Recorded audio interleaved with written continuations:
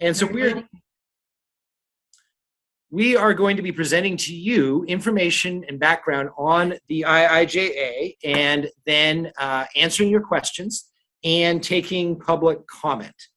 So let me walk you through what the basic outline of today's webinar will be. We're going to start with giving you some background on the funding that is in the IIJA. Then we will talk about the process of public engagement and the timeline for the OTC working through the decisions related to the IIJA. And then we will take some questions about the IIJA.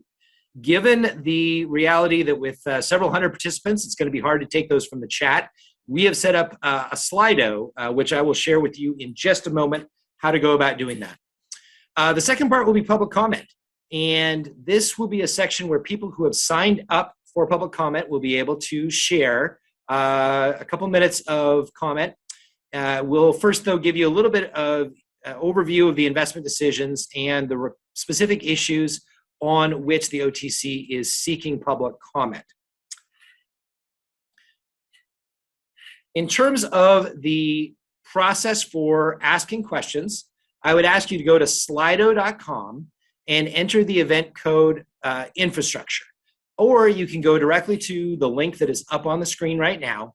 On Slido, you can submit a question or vote for a question that is already included in the list.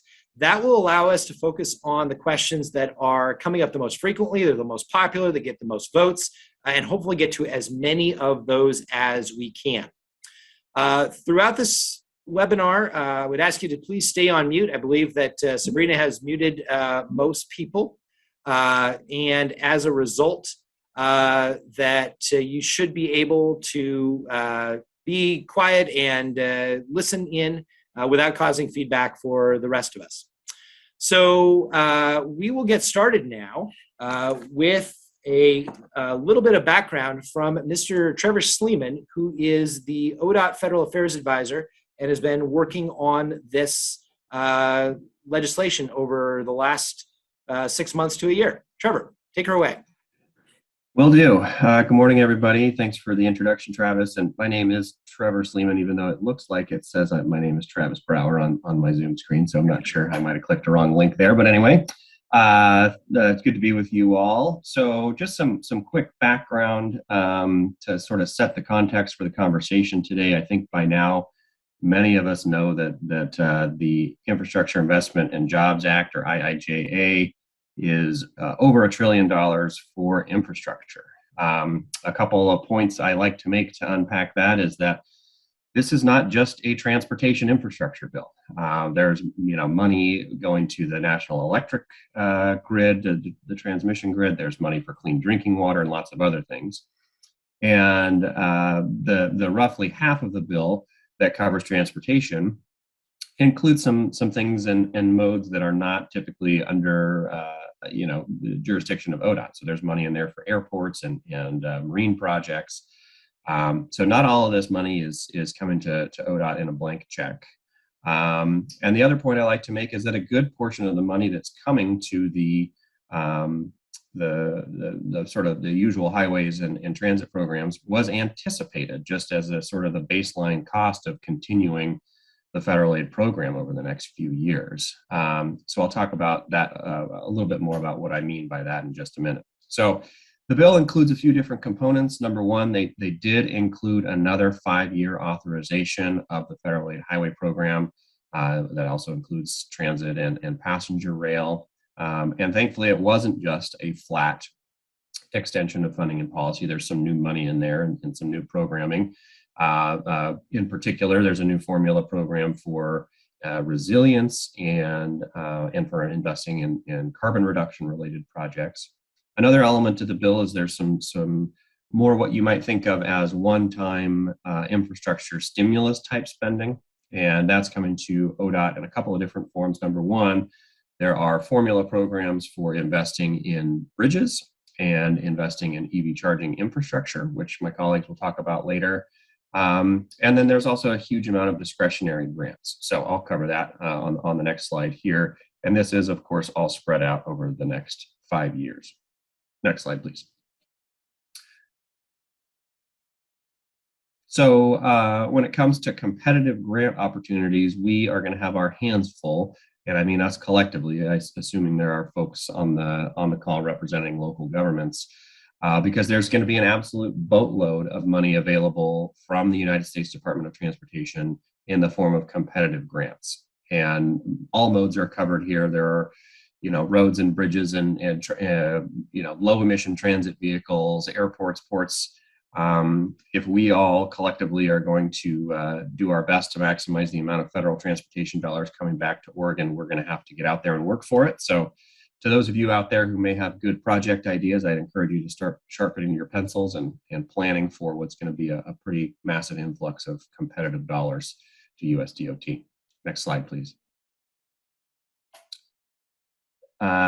So I mentioned earlier that some of the funding, or actually a good portion of the funding, was anticipated and had already been programmed into the out years of the statewide transportation improvement program, our capital improvement program.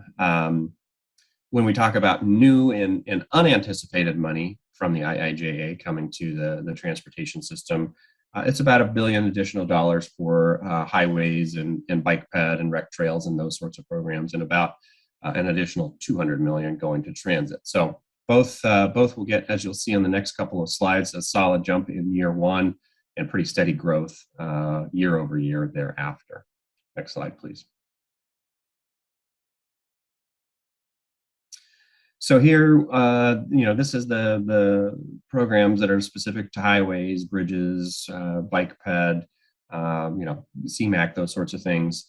When I say that a portion of this funding was anticipated, I think the best way to visualize that is to look there at 2021, which was the last year of actually it was technically an extended year last year of our previous authorization, the FAST Act.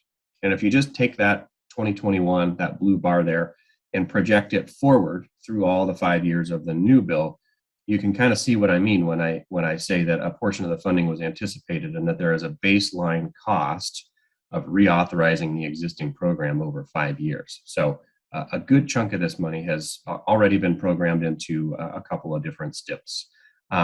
You can see, though, that in the base apportionments, we do get some funding increases. So our usual programs will see funding bumps. That medium shade of blue there is the new apportioned programs I talked about, the resilience and carbon reduction.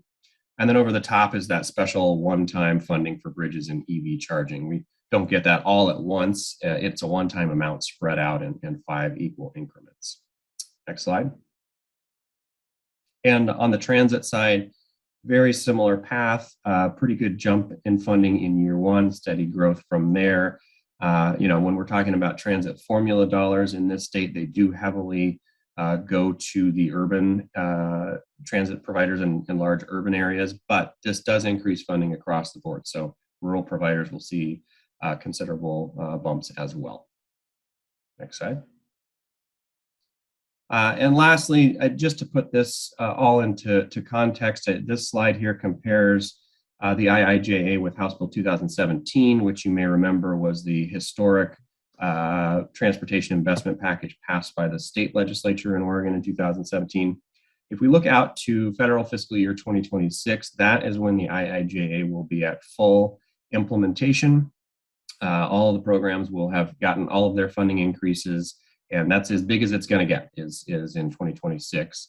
And if you compare that to House Bill 2017 in 2026, which will also be fully implemented, all of the taxes and fee increases in that bill will have been implemented by 2026. You can see that that House Bill 2017 is roughly 2.5 times the size of the IIJA, and in particular put quite a lot more resources into transit and multimodal project types as well. So just to ensure that you all have the proper context about the size of the IIJA relative to what we've seen elsewhere and what the program has looked like over the last few years. So that's my last slide. I'll turn it over to my colleague Suzanne Carlson, who heads up ODOT's Climate Office, to talk about some of the climate change related measures in the bill. Good morning. We're going to talk about some of the formula programs that are included in the bill. As you see on the slide here, well, first let me say that I think most of you on this call probably know that transportation is the largest source of greenhouse gas emissions in Oregon. It's about 40%. That's not entirely on road. That includes aviation, freight, ports, and the rest. So there's several exciting opportunities in this bill to start to address that and make some significant investments in reducing emissions and achieving our climate commitments. So first, there's a $52 million formula funding opportunity for Oregon for electric vehicles. This is over 5 years.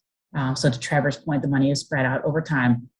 This is for electric vehicle charging stations prioritized on the dedicated Federal Highways Administration alternative fuel charging corridors, of which Oregon has 7. So we've got a great opportunity to quickly take advantage of these funds. If we do exhaust charging and get those 7 corridors full, we'll have the opportunity to use these funds elsewhere. If other states aren't able to spend all their funds, we also would be in line to get additional funding that's redistributed. There's going to be a lot of discretionary grant opportunities coming afterward as well. This is just the formula funding that you see on the slide here. There's also an $82 million new program called the Carbon Reduction Program. This is some of this money is going to go to the 3 large MPOs. About a third of the funds will go to the large MPOs. There's some state funds, and then there's some other area funds, and ODOT is determining how to set up a program for these formula funds. The eligible programs include demand management strategies, bike ped projects, operational improvements, diesel retrofits, and quite a bit more. Next slide. Another new program is around climate resilience. So there's $94 million, again, over 5 years for the PROTECT program. This is going to be to enhance the transportation system resilience to extreme weather and natural disasters, which we're already seeing already and coming from climate change. So this in Oregon, our hazards include wildfires, extreme heat, flooding, landslides, and coastal erosion. So both our ability to prepare for these and also to respond quickly and get the transportation system back up if and when they happen. So we've been identifying corridors that have high risk and also corridors that have multiple hazards in one place. So that's helping position us as we figure out how we will allocate these dollars as well. Handing off here, I believe, to Karen Criswell, our Public and Active Transportation Director. So this is actually slides that were to be handled by Mac Lind or Cooper Brown. They are having connection problems. We actually seem to be at capacity. So if Cooper and Mac are not in yet, as they told me a moment they are not, I will just give their particular slides. One of the largest single investment areas within the IIJA is bridges, where Oregon will receive more than $250 million in additional direct investment in repairing and replacing bridges on Oregon state highways and local roads. This is going to be a really critical investment, as we know that even though Oregon has some of the best bridge conditions in the nation, those bridges are aging and are really in need of significant additional investments. So for example, we have 2,800 bridges on the state highway system. On average, we're able to replace 3 of those a year. So we are on a 900-year replacement cycle, which is very, very significant. As a result, we know that these bridge funds will meet a portion of our needs. We'll see our bridge funding go up by about 1/3, and yet we'll still be only spending about half of the money we need on bridges. So even a very significant investment will not be adequate to address the challenges that we face. We also are going to receive significant additional funding for safety. We have seen in recent years that the fatalities and serious injuries on Oregon's roads have been climbing. And so this comes at a good time to make some additional investments to drive those down. We'll get about $45 million that will be available through our All Roads Transportation Safety Program, or otherwise known as ARTS, to make the state and local roads safer for all users. We use a very data-driven strategic investment process for this to find the ways to use this funding most effectively to drive down fatalities and serious injuries for all users, whether they're walking, biking, or driving on the transportation system.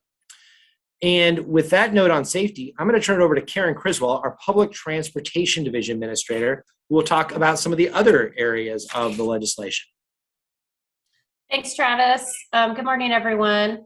So in the area of improving active transportation, we have 30 million that will be allocated in additional funding to the Transportation Alternatives Program.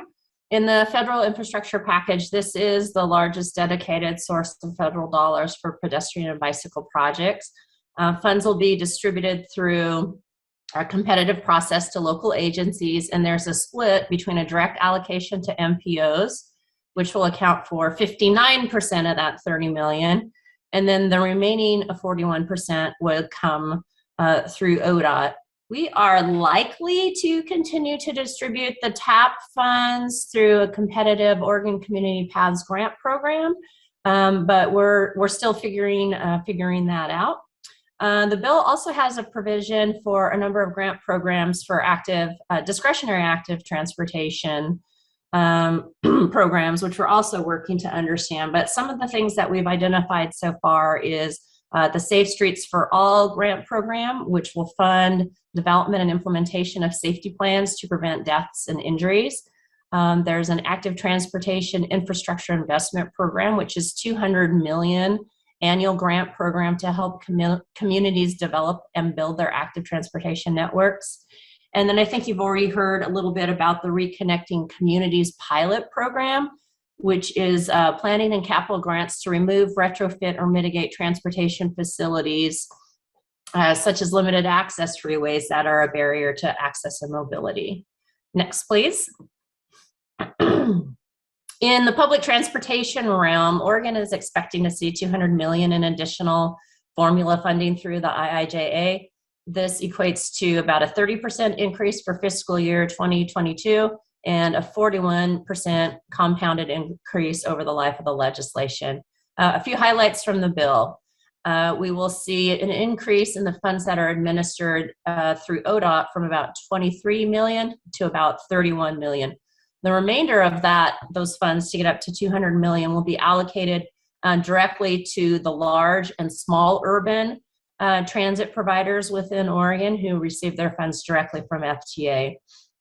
We're also going to see a 41% net increase in funding in the bus facilities, and low and no emission programs over the life of the bill, and an increase from 2.3 billion to 3 billion in funding for the Section 5309, which is the capital investment grant program. So that will be an opportunity for urbanized areas to compete for significant infrastructure investments. And then the bill also contains programs and incentives to reduce carbon emissions, such as making low and no emission buses and vehicles eligible for a minimum of 25% of the funds under the 5339 bus and bus facilities grant program that I just mentioned.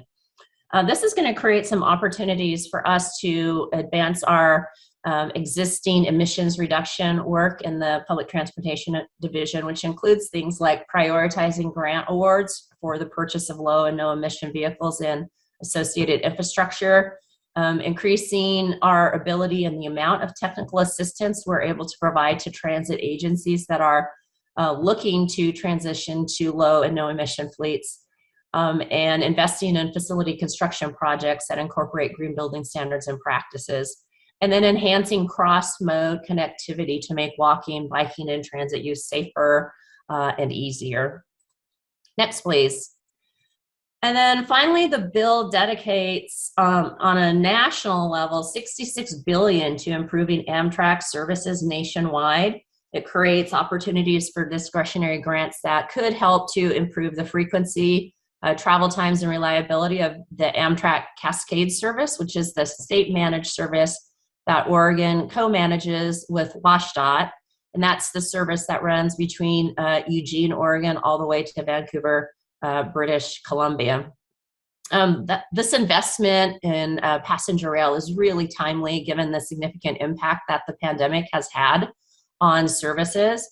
Ridership is recovering, but if we were to look at January to September 2021 and compare it to the equivalent period in 2019, we're still down by about 51% compared to what we were in 2019. We have already received some pretty significant COVID funding that we've been applying towards operating costs, which has been extremely helpful. The IIJA emphasizes investment in shovel-ready and shovel-worthy projects, and our team is working with our partners, with the host railroads, with Amtrak, with Washington, and as well as local agencies where we have stations to develop projects or identify projects that could be really worthy candidates and potentially make us position us well to compete for those discretionary federal funds. And with that, I will pass the baton to the next speaker. Good morning, everybody. This is Jeff Flyer, Statewide Investments Section Manager. So I'm going to talk about the local programs real quick. With the IIJA, local governments will receive significant increases in funding in a wide variety of our programs. ODOT estimates this will be in the amount of at least $200 million in additional funds. Some of the money will flow directly to local governments to select programs and projects. Some will be distributed through our statewide discretionary programs, like the Local Bridge Program and the All Roads Transportation Safety Program. Next slide. It's going to give you a breakdown of what we're seeing over the next 5 years on the statewide program side. The arts, our safety programs, going to see a $20 million increase above and beyond what we currently have. Local Bridge would see a $34 million. Community paths would be 20. CMAQ money is up by about 8. NPO planning goes up by about 6. And then our fund exchange agreement, or our SDBG allocation agreement, which most folks know as the fund exchange with AOC and LOC, will be increasing by about $32 million over that. And then our 3 big metropolitan areas of Portland, Salem, and Eugene are going to see significant increases as well across the programs that they select. That is for the Surface Transportation Block Grant for $30 million, our Transportation Alternatives for $11. And then they're going to have a new program with the carbon reduction. They get an actual allocation out of that new program for about $27 million. These are all early numbers as we try to break this down, as we still wait for the rest of the federal information to come to us. But as you can see, there's quite a bit of money that's going to flow directly to the local programs, let alone what may occur through the discretionary program that the OTC develops later on. Travis, turning it over to you.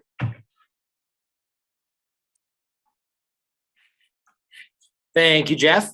So Karen Criswell pointed in the chat, there are instructions on how to change your name.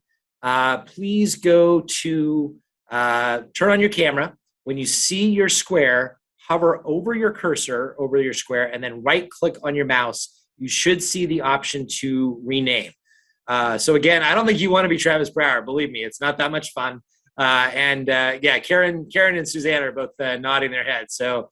I also don't want you to be me. So my apologies that this has happened. We are also at capacity on this. We've got about 350 people in the webinar. So a couple of our key staff, unfortunately, were not able to join us. My hope is that when we get to questions and answers in just a few moments, we are still going to be able to answer all of your questions. I do encourage you to go to slido.com, enter infrastructure, and get those questions in there. There's a lot of good questions that are already in there. All right, so let me turn now to sort of the overall funding picture. With what we just laid out, what we see is that about a quarter of the funding in the IIJA goes to the sustainable transportation investments, transit, active transportation, carbon reduction, and EV charging. About another quarter of the funding goes to bridges and resiliency, so what we call the traditional fix-it investments that target preserving our roads and bridges and culverts and other assets. Then the remainder goes to safety and local programs. I should note that when Jeff talked about the $200 million in local funding, that includes some funding that comes from these other categories as well. So this is only the direct investments.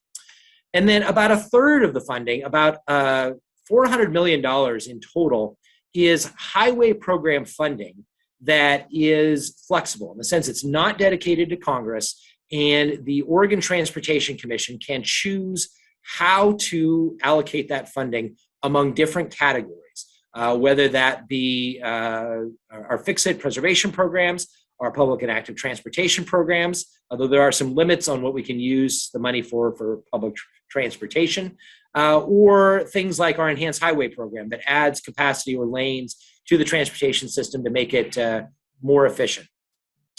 And so the OTC is going to be working over the next basically 4 months primarily on that question of how do we allocate those flexible funds to best address the agency's goals and in our transportation plan, in our strategic action plan, and in other policy documents as well. We do have a time frame to do this. All of these funds or not all these funds, but most of these funds are use it or lose it and have to be obligated to projects by the end of the federal fiscal year. So we have a lot of additional money, about $100 million that needs to be obligated to projects by the end of this year, and then the same amount in future years as well. So we need to be moved very quickly. Normally, when we go through this process of allocating funding, the OTC gives us a funding allocation, and then we have about 4 years before the first project needs to be on the ground. In this case, we have more like 4 months. And so as a result, we have to move very quickly.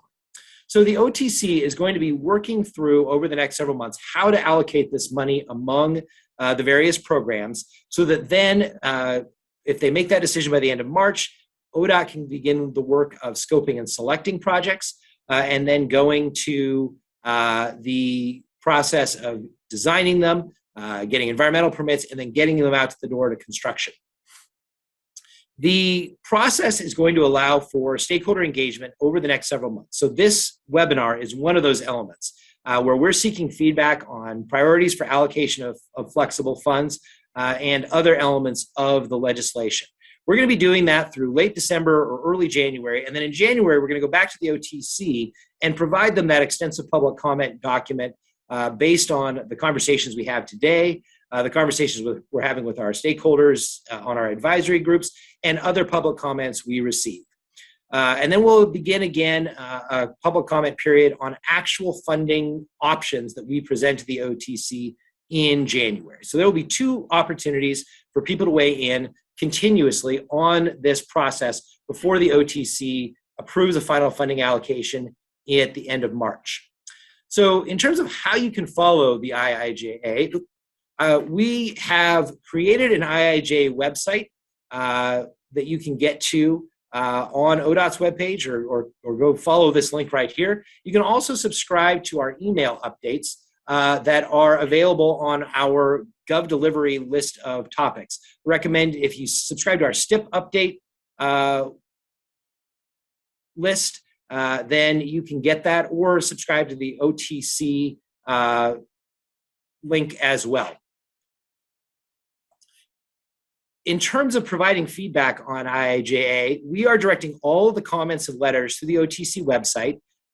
This is the OTC public comment site. I'll try to put this link in the chat, along with a link to our IIJA website. And you can submit just brief comments. You can attach letters and get that information directly to the OTC. Lisa Perry just put that link in the chat for the IIJA website, so feel free to check that out. You can also watch for an online open house that we're likely to release in February. And of course, there's the opportunity to provide public comment at OTC meetings. Knowing that those won't work for everyone, we also are providing that opportunity later today for people who have already signed up for that. So with that, we have finished up our brief description, the whirlwind tour of the IIJA, and will now begin taking questions. So Cooper, you are going to moderate the chat and assign questions out. Cooper Brown is our Assistant Director for Operations, overseeing all of the various elements of the transportation system, and is with me co-leading the effort with the IIJA work group within ODOT. So Cooper, take it away. And we'll have, looks like about half an hour before we want to switch over to public comments. Although if we can get through questions briefly, then we'll have more time for public comment. We have a large number of people signed up. I want to make sure we get through as many people as possible. Great. Good morning. Thanks, Travis. Hello, everybody. As Travis mentioned, Cooper Brown, Assistant Director for Operations. I am monitoring the Slido chat. Thanks for putting in lots of great questions. I see we have 30 plus questions. There are a few themes that these questions really fall into. The first one, and it's the first question that's been upvoted the most, is around the funding and how it'll be used in terms of whether it'll be considered federal or state funds. So the question is, Will the IIJA funds distributed through the state be considered federal or state funds from a grant matching perspective? Jeff, how about I give this one to you to start with, and then anybody else feel free to chime in. Thanks, Cooper. The money is considered federal, and then there will be a match component that is required as part of this money. So and then on top of that, if we have a grant that is going to go through, it'll depend on the rules of the grant. Some cases, a federal grant such as infra or Tiger, the old Tiger, allowed some federal to be counted towards match. But we'll have to look at what those rules are. But as far as this money goes, it is federal money and will require a regular local or state match accordingly. Cooper, I'd want to add one brief note. In some of our grant programs, we have been exchanging federal for state dollars, allowing projects to be defederalized under what's called our state-funded local program. Because ODOT has a significant shortage of state highway fund dollars that we can use for operations and maintenance, we do not anticipate being able to do that to a significant extent on this IIJA funding, with the possible exception of bridges, as we do have some funding that we can exchange there. Great, thank you. Another theme that's come up is really around staffing. So as we get this influx of money, how are we as ODOT staffing up to deliver it?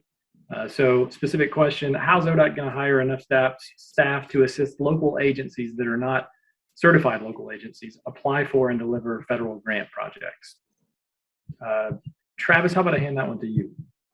Sure. We are looking at the IIJA right now and looking at what the staffing needs we'll have across the entirety of the program, whether that is in our project delivery, whether that's in public transportation division, as they've got additional programs to deliver, and also the local programs. So I think we'll be looking at this in a couple of different ways. One is we know that we'll need additional capacity to deliver projects in conjunction with local governments, but we'll also be looking at how we can get some of those local governments that regularly deliver federal aid projects or will in the future through the certification process so that they can undertake those projects on their own.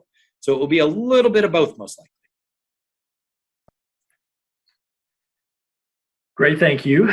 Another theme is how is ODOT prioritizing equity and climate change for the use of these discretionary funds? We certainly are doing that, but maybe I'll turn it over to Suzanne to talk about how we're really focusing on climate change and applying a climate lens, and then others can chime in if they want to add on the equity angle. But Suzanne, let me turn it over to you.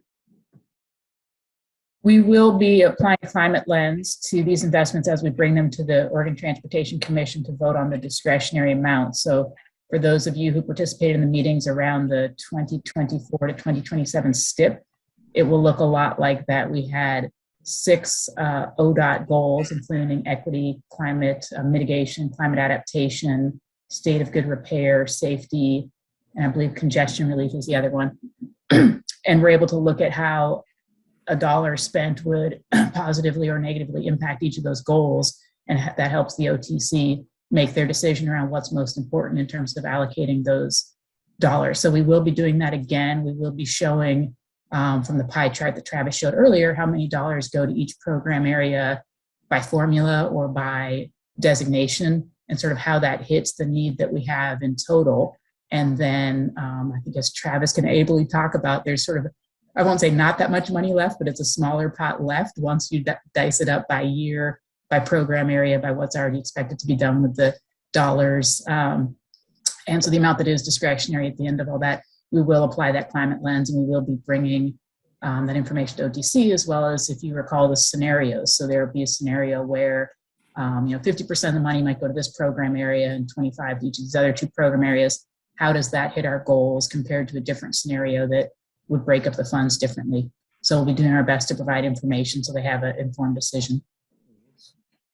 One brief note, just to put this in context, when the OTC approved the 24-27 STIP, they were allocating more than $2 billion in federal and state highway funds. This is about $1 billion in federal highway funds. So it's less than half the amount of money that is provided in the 24-27 STIP.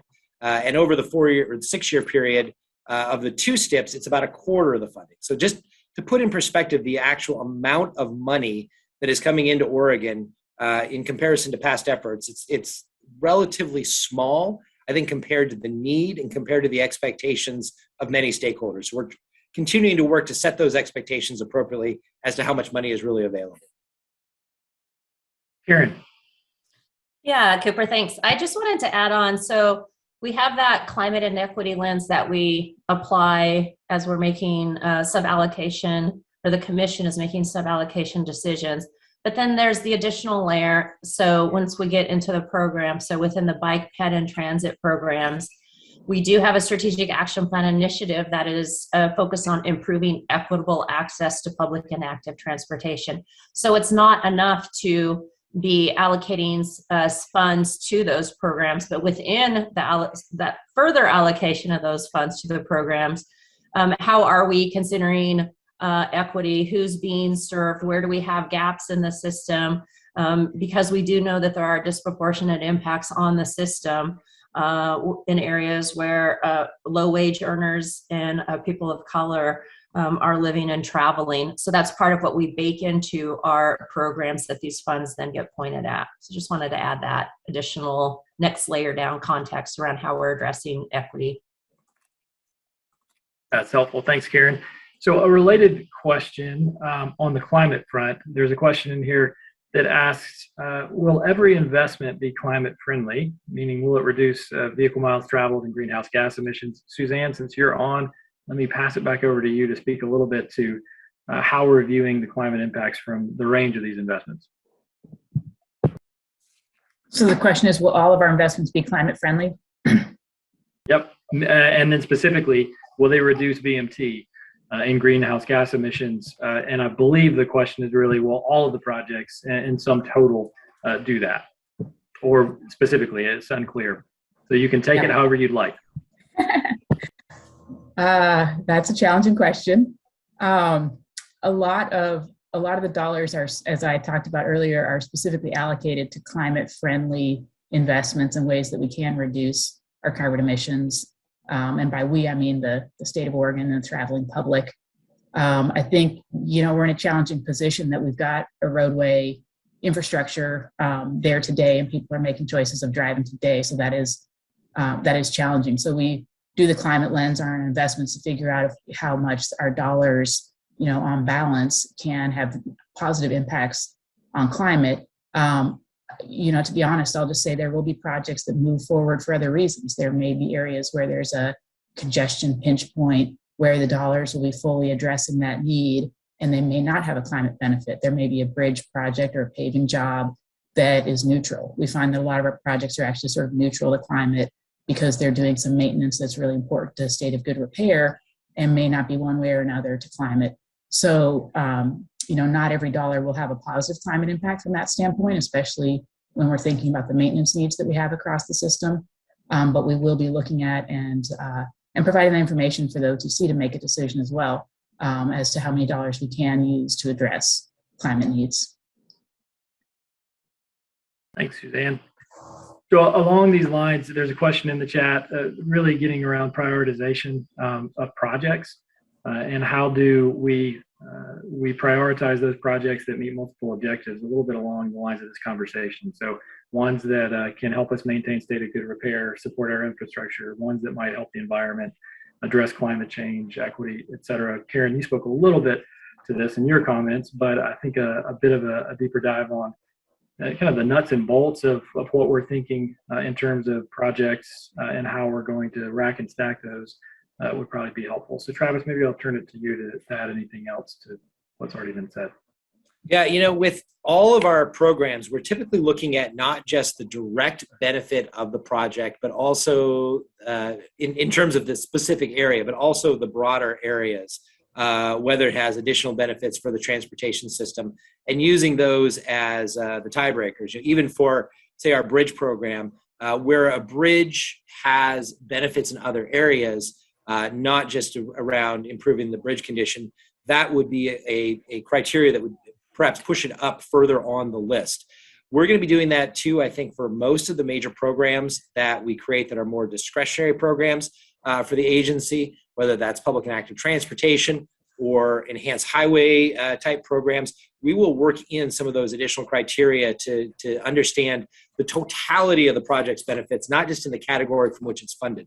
So for example, right now we are selecting projects in what's called the Enhanced Highway Discretionary Program that was created by the OTC in the 24-27 step. That program looks at both the impacts on making the system more efficient, but also includes a filter around equity and sustainability and GHG and multimodal accessibility, so that all things considered, we're selecting a project that has the strongest overall benefits, not just in a particular category. Thank you. There are questions in the chat, or excuse me, in the Slido link, and a lot of them really get at more of the mechanical aspects of how these grants will be delivered, and what we know of some of the specific programs that you all have reviewed. Maybe I'll turn it to, I'm not sure if Trevor's on. If he is, to talk a little bit about, great, thanks Trevor. Let's talk a little bit about the timeline of what we know and what we don't know yet in terms of the competitive grant programs in particular, and when we expect to have more clarity on some of those pieces. So there's questions in here about the Wildlife Crossing grant program and some others as well. And so anything you can offer on that front, Trevor, in terms of when we expect these, especially these new grant programs, to be up and running, and for us to really understand and be able to then articulate it back to local agencies and local stakeholders, what the requirements are. Anything you can add on that front would be most helpful, Trevor. Yeah, I wish we knew more. And I don't think, I'm going to have a particularly revealing answer for you. Some of the existing grant programs that were created in the FAST Act and earlier authorizations are continued in this bill. And I expect the infra grant program, the RAISE grant program, those sorts of programs that have been around for a while, I expect those will probably start being released from DOT in their usual cadence, starting late winter, early spring. But there are, speaking of wildlife crossings or culverts or whatever it may be, there are a number of new grant programs in the bill, and we don't really know much about DOT's plans for rolling those out. And I'll tell you, rumors are flying fast and furious that, I've heard people say that DOT is hiring anywhere from 400 to 1,400 new people to manage this flow of grant opportunities and grant evaluations and cash. And we just don't really have anything for sure yet. It sounds like DOT is going to try and, minimize the time and minimize the complicated rulemakings and things like that. But for the new programs, they're going to have to at least put out some guidance and write these new NOFOs. And a lot of the smaller programs like wildlife crossings give the secretary a lot of discretion in how to write and prepare the NOFOs and criteria that the secretary wants to see in those programs. So I really don't know for certain when those will start rolling out. I've just been saying generally that the new programs we probably won't see until at least next summer, but I'm not even sure that's accurate at this point. So I think we're all just going to have to keep an eye on things and stay tuned and listen to what's going on at DOT and keep an eye on the Federal Register. And if you've got good grant ideas, good project ideas that you think fit well with what's in the statute of the text, I think getting those prepared and ready as best you can in the absence of additional information from DOT is probably a good strategy.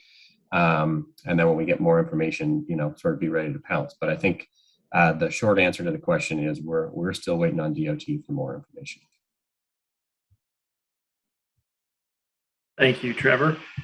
So as I'm scrolling through the comments here, I see the major themes I think we've largely addressed. And in the interest of moving to public comment to make sure that all the folks on the line have time to make comment before 11, I would propose that we turn it over to that here momentarily. Maybe one more question, and I think we've covered a bit of this, but there's a question in here asking about how funds will be distributed to NPOs in particular. The question is, did I hear correctly that ODOT will set aside funds for NPOs to distribute? Would that lead to increased funding in their flexible funds allocations? maybe I will turn it back to Jeff to answer this final one, and then we can turn it over to public comments. Travis. Thanks, Cooper. The answer is yes. So the MPOs will have their direct allocation provided to them. They will then enter into the normal process that they normally do for their project selection as far as that goes, in whatever fashion that may be. So they'll just have a higher dollar amount that they're selecting against, and they will work with the appropriate areas and the policy committees, et cetera, to be able to allocate those out. But the numbers going up financially, so they'll be able to pick more projects as well. So that'll all be determined by the MPOs, in particular the TMAs, as this progresses. Thank you, Jeff. So appreciate everyone putting in questions, great questions. And as we've talked about, we will, as we learn more, we will certainly pass that along to the public and to everyone who's interested. We have numerous opportunities over the coming months to have more of these types of conversations. And also, as Trevor mentioned, as we understand more, we'll make sure that it gets out to folks. So with that, Travis, maybe I'll turn it back to you, or actually, I think it goes to Sabrina to start with the public comments, unless you have anything you'd like to say before, Travis. Yeah, actually, I was going to run through a couple of the considerations that the OTC will be thinking about around our strategic action plan and public input, and then we'll turn it over to Sabrina, and she will manage the public comment period. So, as the OTC looks at how to allocate funding in the STIP, they're going to be taking public comment into account, but also certainly the strategic action plan that the Commission and OTC, the Commission and ODOT have developed and the Commission has approved. That strategic action plan has three areas of key priorities. One is equity. One is building and maintaining a modern transportation system. And one is related to ensuring that we have sufficient and reliable funding in order to achieve those goals around equity and a modern transportation system. When we look at how the Commission will think about the STIP, the goals that are listed under the modern transportation system are really the key priorities that they're going to be taking into account. Under this, we're trying to build, maintain, and operate a modern multimodal transportation system that serves all Oregonians, addresses climate change, and helps our communities and economy thrive. So in that, we're really looking at preserving the system and being good stewards of the environment so that we're leaving the environment in a better shape than we found it. We are trying to reduce fatalities and serious injuries so that everyone can make it home safe on the road. We are also increasingly focusing on accessibility, mobility, and climate change by providing greater transportation options for folks so they can get around their communities without a car or with limited automobile use. And then finally, we're really focused a lot on congestion relief as well, as we see that congestion in some of our major metro areas, particularly the Portland metro area, has started to have significant statewide impacts. While it tapered off a bit during the pandemic, it has come roaring back, and we're just about back to previous levels of congestion.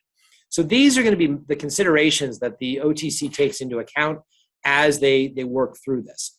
You may recall that the Oregon Transportation Commission just approved the allocation of funding in the 24-27 STIP.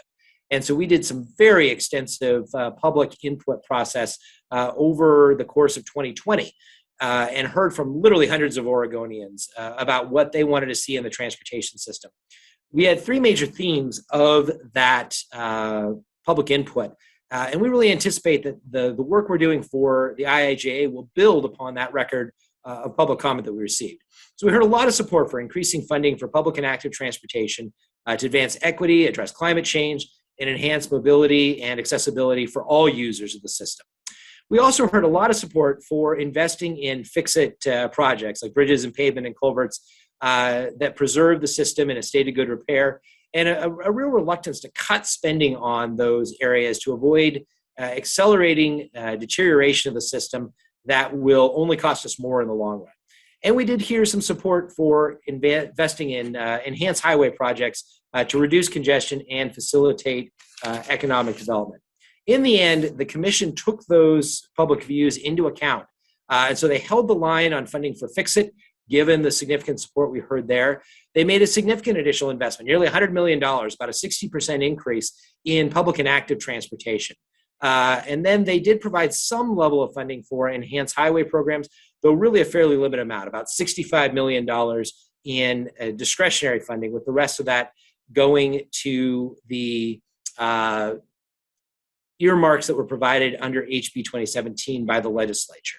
So I would say that this was a very much a allocation of funding in the 24-27 STIP that was very responsive to the public comments that we received. So as the commission is beginning this process, we are really posing 3 questions to stakeholders. Of course, we'll take questions or comments on anything, but we always want to frame up sort of the major things that are on the OTC's mind, that are on ODOT's mind as we begin this process, so that we can get your feedback on these areas. So there are 3 questions that we have posed. One is, given the investments that have already been made in the STIP and the federal infrastructure bill, how should the OTC allocate flexible funding from IIJA to best advance the Strategic Action Plan and the state's transportation goals? So essentially, how can this money complement the investments that have already been made either in the bill or in the STIP? Second, do those priorities that I just laid out that were expressed in 2020 remain? Have these changed in some ways? And finally, thinking broadly about the system, not just about highways, are there specific priorities for investment of funds programmatically in public and active transportation? And I should note that at this point, we're really focused on allocating funding among different programs rather than to specific projects, although certainly we will take public comment on specific projects as well. So with that, we will shift to the public comment period. We had about 40 people who had signed up. We will do our best to make it through everyone.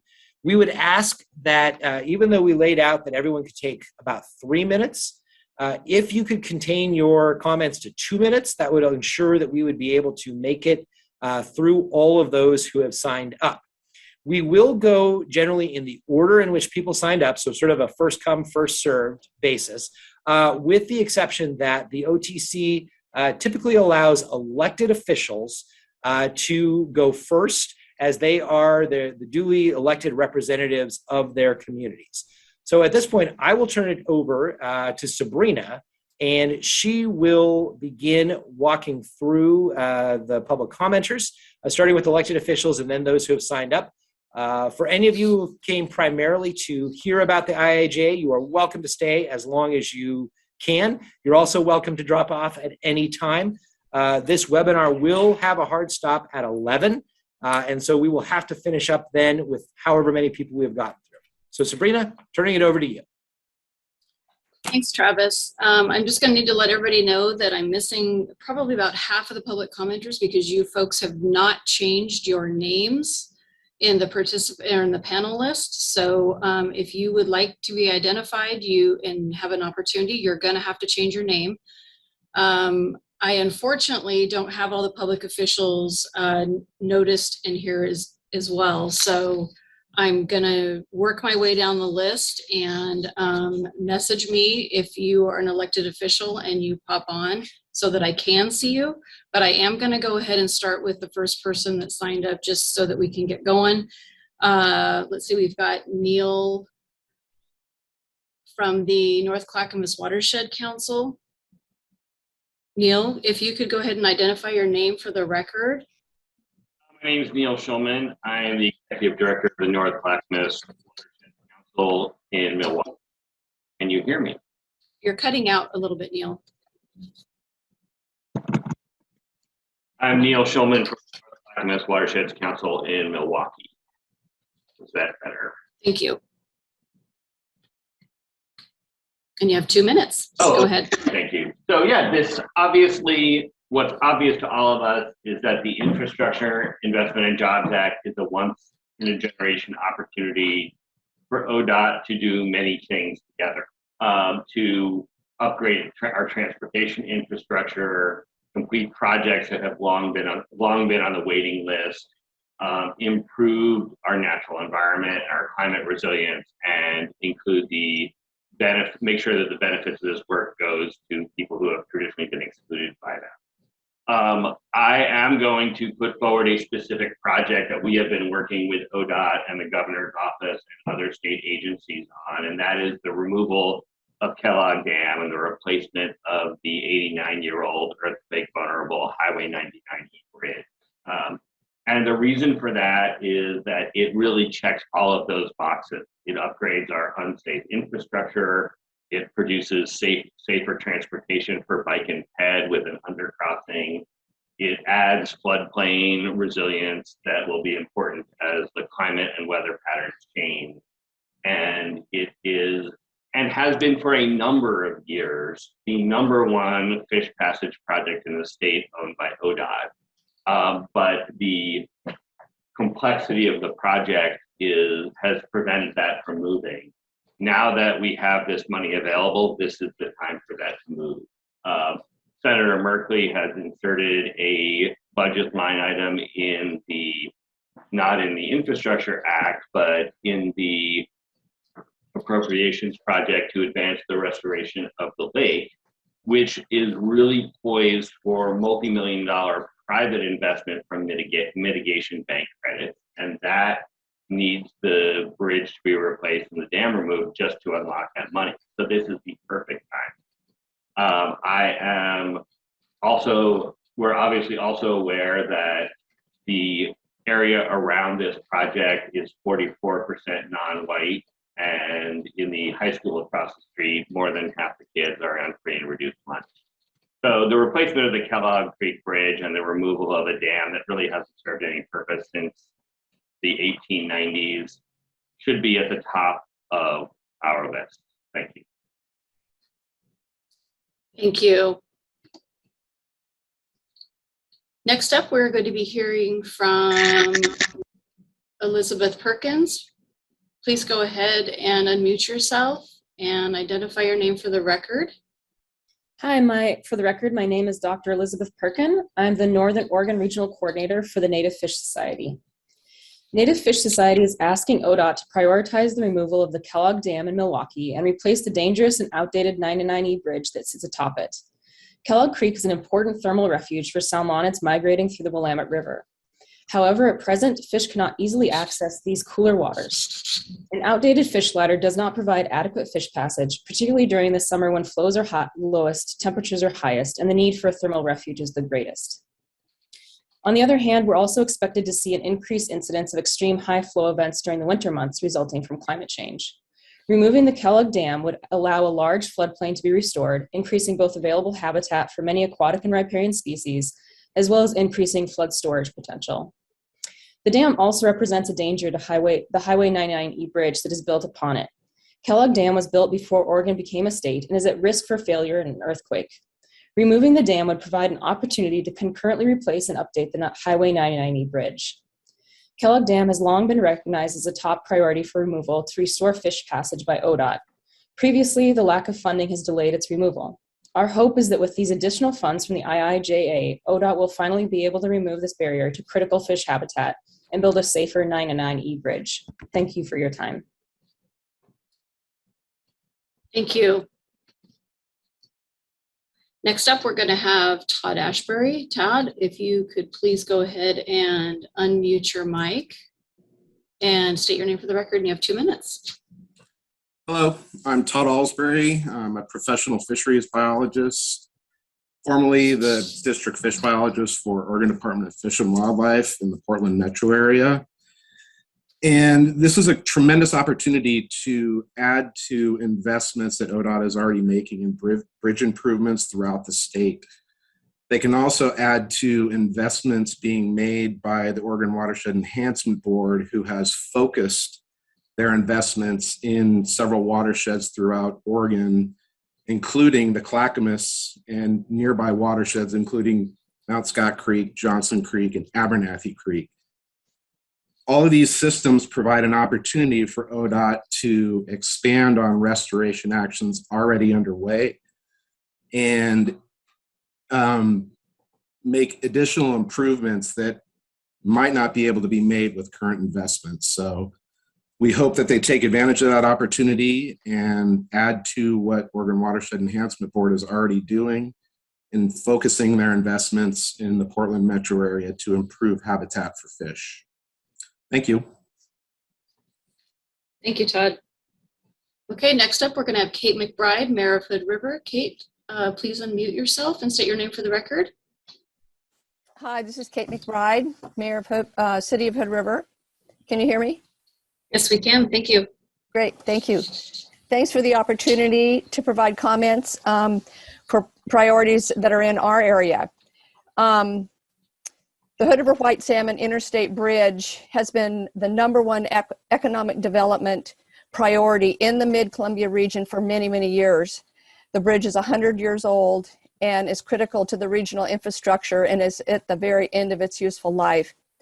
To date, we've received $15 million in funding to begin the engineering on that, but it's not enough to complete the engineering. We need about $40 million more. Please consider the unique position of this project. We know that there's about 15% of the IIJA funding that is dedicated for off-system bridges, and we hope that there'll be some flexible funding also that would help with this. We do not have bike ped across the bridge right now. It is extremely narrow bridge that large trucks that need to get across that, especially for our agricultural industry, have a heck of a time when they meet each other on that bridge because it's so narrow. And we want to be able to make it safe for that part of the transportation, and also for bike and ped is what we'd be adding on to that. We've been working on a bi-state bridge commission for the last year and a half with both Washington and Oregon elected officials and others.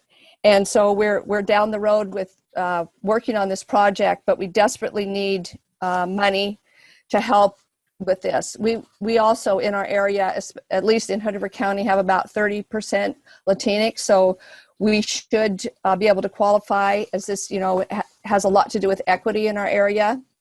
And we hope you'll consider us for some funding in this package. Thank you. Thank you, Kate. Next up, we're going to be hearing from Sarah Wright from the Oregon Environmental Council. Sarah, please unmute yourself and state your name for the record. You have 2 minutes. Thank you. I'm Sarah Wright with Oregon Environmental Council. OEC urges ODOT to direct this flexible funding to projects and grant programs that are most effective in reducing vehicle miles traveled and greenhouse gas emissions and improving equity outcomes. This prioritization will support the Strategic Action Plan and the Governor's Executive Order on Climate Action, especially the implementation of the statewide transportation strategy, which is adopted policy.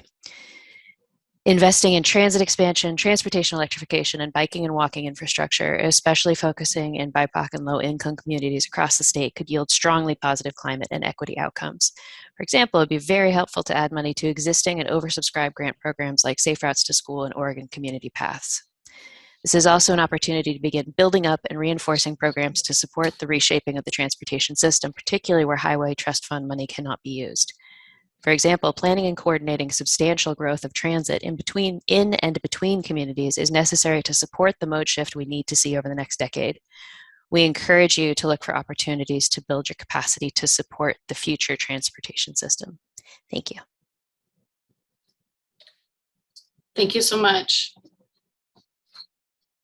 Looks like one of our callers dropped off, so I'm going to move on to caller number 8. That's Cassie Wilson.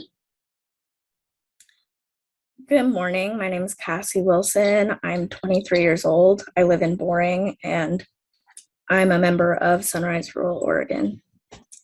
I'm here today to ask that every dollar received from the Infrastructure Investment and Jobs Act go towards transportation projects that will reduce vehicle miles traveled and reduce greenhouse gas emissions by increasing investments in alternatives to driving. Growing up in Boring, I've spent most of my life relying on other people to drive me wherever I need to go, because in most of Clackamas County, there is no other feasible way to get around if you don't drive. Even now with my license, I still cannot independently navigate my community because as a disabled person, I can't lift my wheelchair in and out of the car, and it will cost more money than I receive annually from SSI to get a lift put into the van. Driving is also incredibly stressful to me, and I wouldn't do it if it wasn't absolutely necessary to access every part of life. And I'm not the only person who feels this way. As a member of the Clackamas County Youth Advisory Task Force on Climate, I've heard other young people express their desires to get around via transit and active modes of transportation. We all just want to get where we're going without the stress, danger, financial burden, and climate impacts that come with driving. We've watched climate change scorch our county through wildfires, heat waves, and drought. 40% of our state's emissions coming from transportation are perpetuating this crisis that's already deeply affecting people in our communities and around the world. Would you be able to look me in the eyes and tell me that maintaining the status quo, spending billions of dollars on freeways, does anything for me or the 1 in 3 Oregonians who can't or don't drive? There are some truly climate and transportation justice friendly projects waiting for funding that I'd love to see this money go towards. The most important one to me is the full funding of Clackamas County's Transit Development Plan, which I'll probably share more about in a written comment or future public comment. Anything less than spending every federal dollar on alternatives to cars suggests that you simply don't care whether people like me get any increased mobility or livable future out of these investments. It's completely unacceptable for any of this money to be spent on additional traffic lanes or other projects that will negatively impact the climate when there are less than 10 years before our climate fate is sealed. My generation and every generation after are counting on you to do the right thing. Which side are you on? Thank you. Thank you, Cassie. Next up, we have Robert Hearing, I believe. Robert, please unmute your mic and state your name for the record. You have 2 minutes. Yeah, my name is Robert Herning, and I'm checking in from Kilma, Oregon, which is in the Illinois Valley near Cape Junction. I'm president of the Illinois Valley Wellness Resources, and it's an organization committed to senior services, and particularly keeping seniors in their homes as long as possible.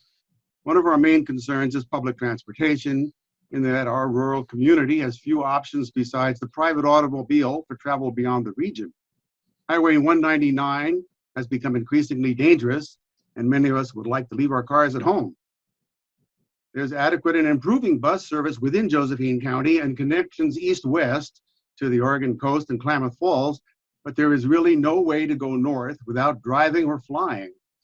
The only feeder bus to Amtrak serves solely the southbound trains to California, arriving in Klamath Falls in the evening and returning west in the morning. And moreover, this link at present takes an inordinate amount of time due to long layovers in Medford. The Coast Starlight is just a once-a-day service and is also very late. To travel north from our home communities in Southern Oregon and to connect to the Amtrak Cascade service is pretty much requires driving all the way to Eugene and then leaving a car there. Passengers from Cave Junction, for example, can get to Grants Pass with opulent service of 7 trips a day on Josephine County Transit, but the only connection northbound is a wholly inadequate and non-interconnective Greyhound service.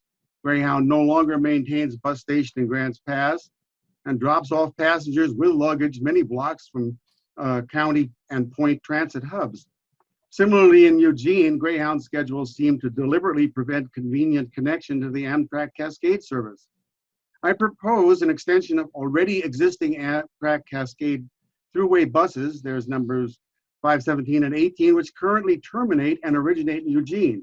If this service were extended to the Rogue Valley as far as Ashland, passengers could make same-day connections by the Amtrak Cascade bus and train services with scores of towns and cities throughout Oregon and Washington, and in fact as far north as Vancouver, British Columbia, when the cross-border service is restored sometime in 2022. Robert, your time is up. Could you please wrap it up? Yeah. Okay. Seniors and disabled are particularly underserved by inter-regional transportation alternatives, since they are very often, this may mean they can't drive themselves. This proposal to extend the Amtrak Cascade throughway bus connection to Southern Oregon once a day in each direction does not seem to be a budget buster and will greatly improve the state's transportation options to a poorly served population. Thank you for your consideration. Thank you, Robert. Next up, we have Amy Amhine. Amy, please go ahead and unmute your mic and state your name for the record. You have 2 minutes. Hi, my name is Amy Amrine. Can you see me? Can you hear me? We can hear you fine, thank you. Okay, I won't worry about the video. My name is Amy Amrine, and I'm retired field representative for Senator Jeff Merkley in Southwest Oregon. I live in Ashland, and I'm currently the coordinator of the new Southern Oregon Wildlife Crossing Coalition. Representatives from 17 organizations and agencies, including ODOT, that comprise our coalition are very close to raising $125,000 for a feasibility study to identify at least one wildlife crossing and recommend engineering design for an over or underpass on the I-5 freeway between Ashland and the California border. A stretch that bisects the the Cascade Siskiyou National Monument. Good look, our location down here. ODOT Region 3 has indicated they would do the engineering design phase, hopefully to start in early 2023, but will need full funding in-house before beginning. Our very rough estimate for the estimated engineering design work is $1.5 million, assuming $15 million for constructing an overpass, and that would be the large overpass. We may also, through the feasibility study, find that we want to do an underpass. These estimates will change as the feasibility study provides a clear path forward. Although our coalition has been successful in raising money for a feasibility study, it would be very challenging to raise this $1.5 million for the engineering design without big help from ODOT. ODOT's wildlife coalition maps show a total of 6,100 wildlife vehicle collisions in 2019, resulting in damage, injury, and fatalities to motorists. This comes to approximately $53 million for the cost of Oregon for these collisions. And these collisions will only increase due to worsening climate change and the wildfires that are forcing animals to migrate to safer and more hospitable habitat. In order to move all of Oregon's current, and there are about 10 wildlife crossings forward, I urge the OTC and ODOT to use at least $10 million from this new IIJA funds for wildlife crossing planning, engineering, design, and construction. In addition, I urge ODOT and the OTC to identify match money for the future application to the new federal DOT wildlife crossing pilot program that was talked about earlier. You're at time. Could you please wrap it up? Okay, I'll just say that's it. Thank you very much. Thank you so much. Next up, we have Alan Lindberg. Alan, please unmute your mic and state your name for the record, and you have 2 minutes. Thank you. My name is Alan Lindberg. I live in Woodburn Estates and Golf, located just east of Interstate 5 at exit 272.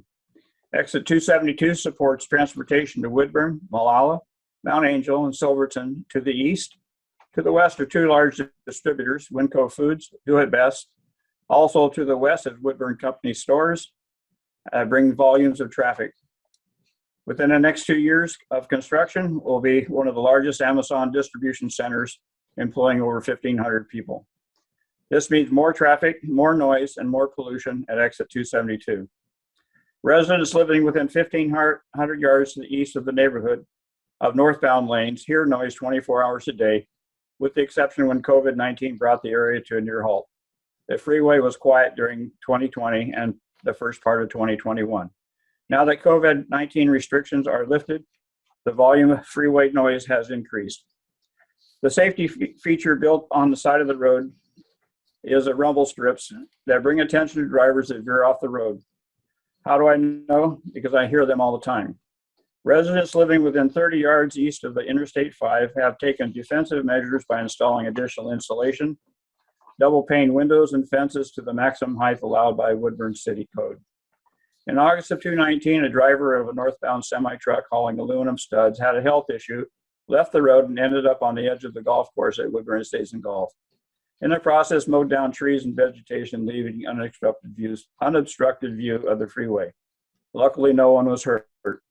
Traffic volume is increasing all the time, as is the speed which motorists and truckers operate their vehicles. A good night's sleep is difficult with the amount of noise coming off Interstate 5. We need a sound wall.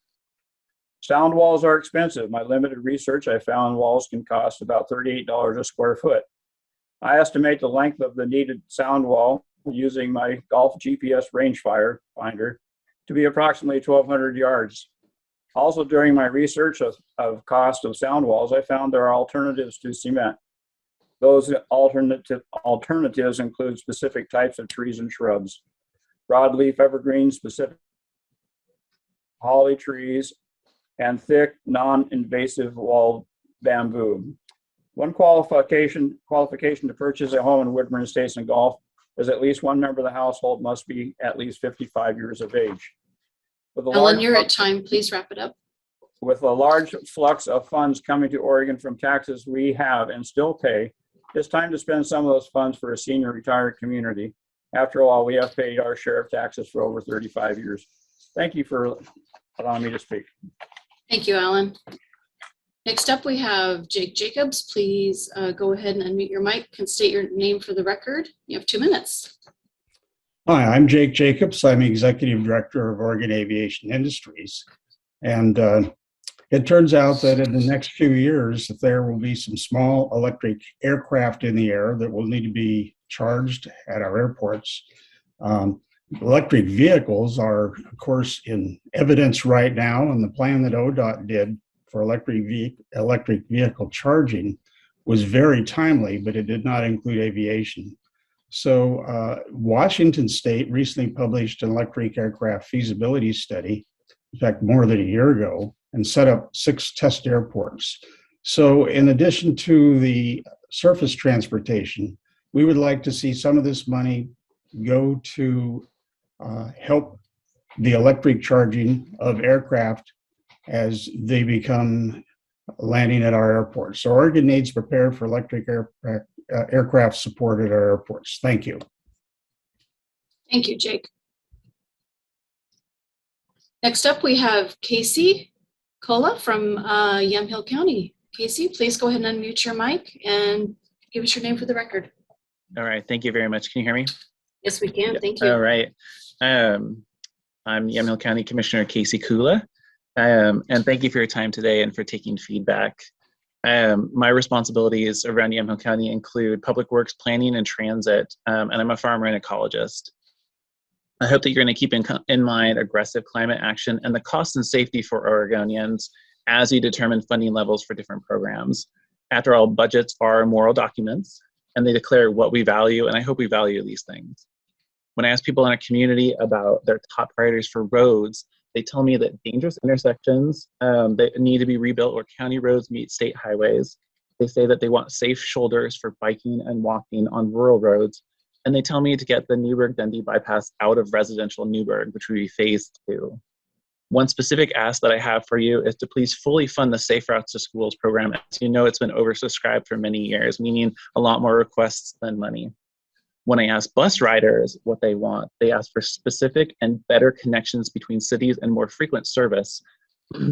For folks who travel by bus to the Portland area or to Salem, there's a risk from missing a bus of a time tax where you have to arrive well in advance of your bus to make sure you get it so that you can get to your job in time. And likewise on the other side, it costs people a lot of money who are commuting by bus. For freight, I hope you will consider the need for certainty rather than speed or expansion for passage driving through and into the Portland area from rural areas for farm businesses. Our businesses and our trucks don't need huge expansion projects that might allow us to speed through town, but instead money going to thousands of smaller projects around the state. What we need is certainty of trip. That is, knowing how long it will take us each time we approach the Portland metro area. You can help by insisting on congestion pricing now before costly expansions. Finally, please prioritize resilience. Consider an I-5 bridge replacement project over the Columbia that prioritizes earthquakes and climate shocks such as flooding and heat over car lane expansion. With the financial savings, we can rebuild most county bridges in Oregon, and rebuilding a county bridge, as you know, costs about $25,000, give or take, as compared to the hundreds of millions for a highway bridge replacement.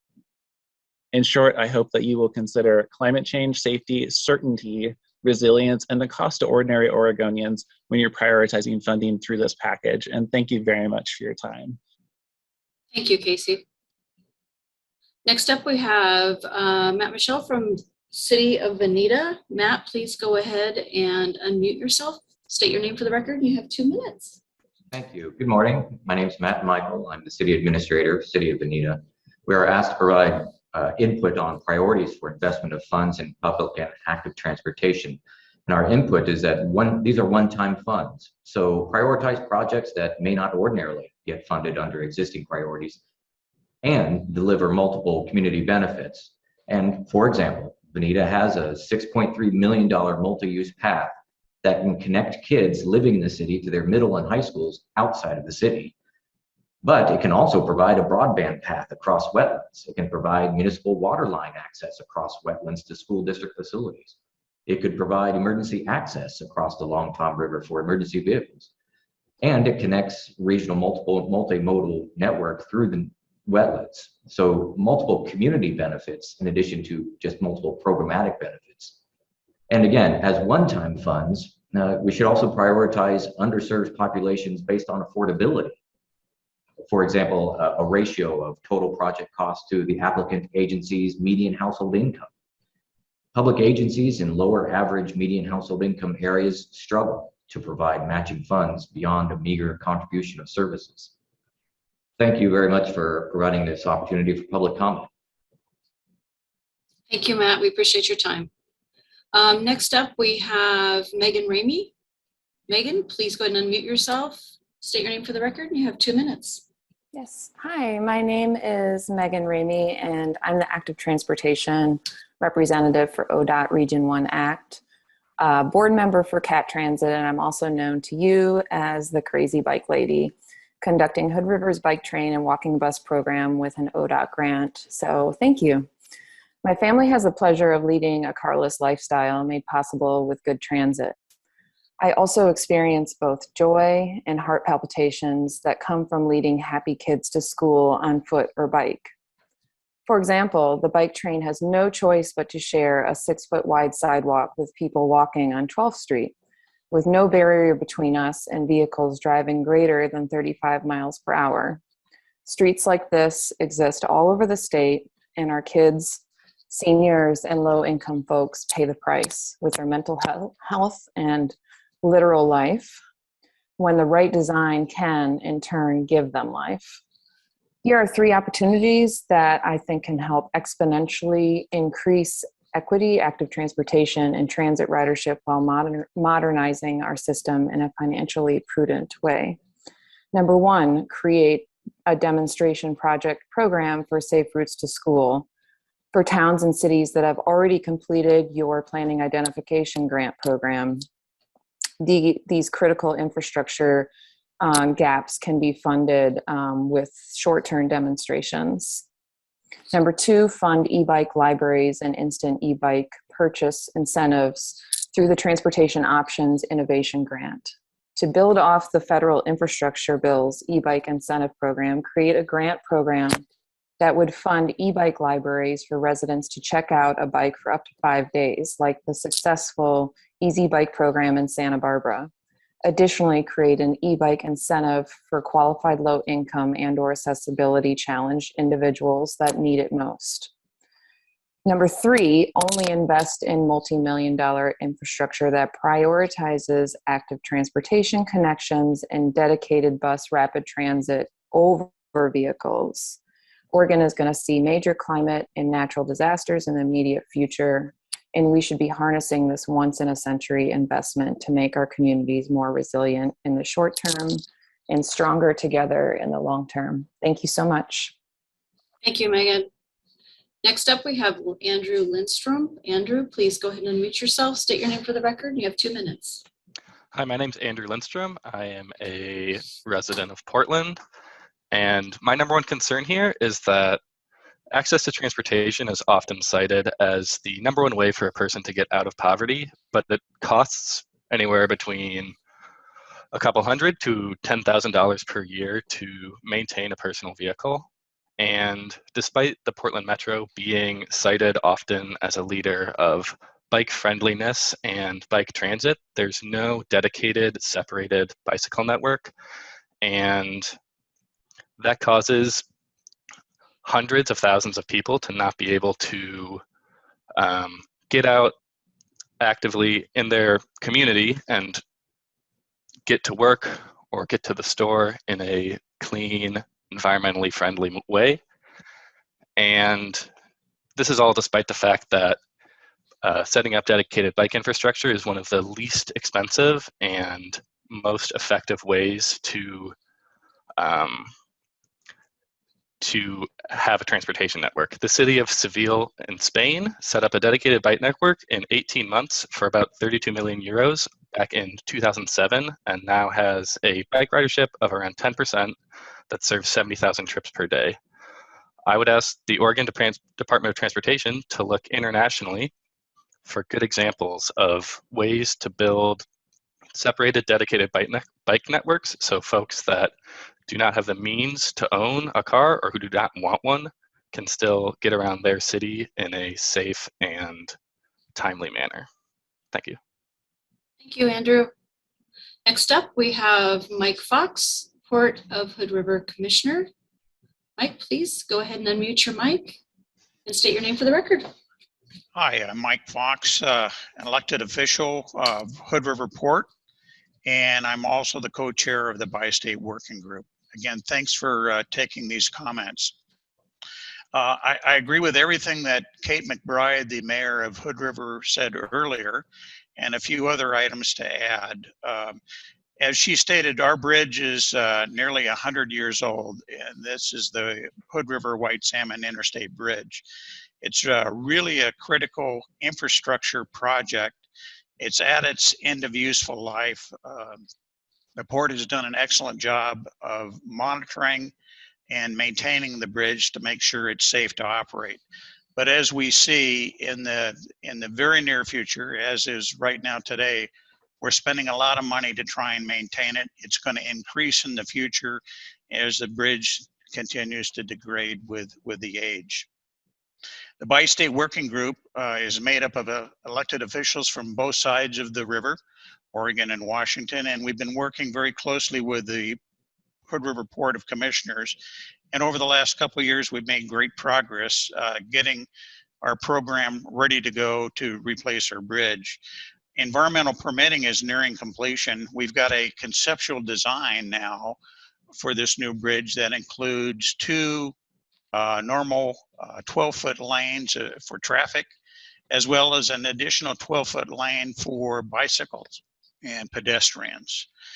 We've got an updated bridge estimate and schedule that's basically complete now, and efforts are underway to award a replacement bridge management contract, which is going to bring to us management experts that'll provide counsel to our elected officials of making future progress. We've got plans in place to award a design contract by mid-2022, and our goal is to have a new operating modern bridge by October 1, 2028.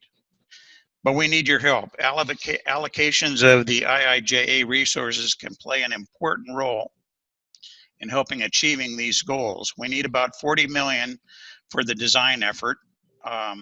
And as you know, the country is entering a period of inflation. Some of us remember in the late 70s where inflation was rampant and rates in excess of 10% a year were common. Hopefully we won't see these types of rates, but this brings home a reality. With all else being equal, the quicker we get the bridge built, the lower the cost is likely to be. Our community serves far fewer citizens than other regions of the state, but the importance of our bridge is extremely important to us. Without this bridge, we have to drive basically 20 miles either upriver or downriver to the nearest bridge, and then 20 miles back up or downriver to get to the point of crossing. That's 40 miles one way, one trip.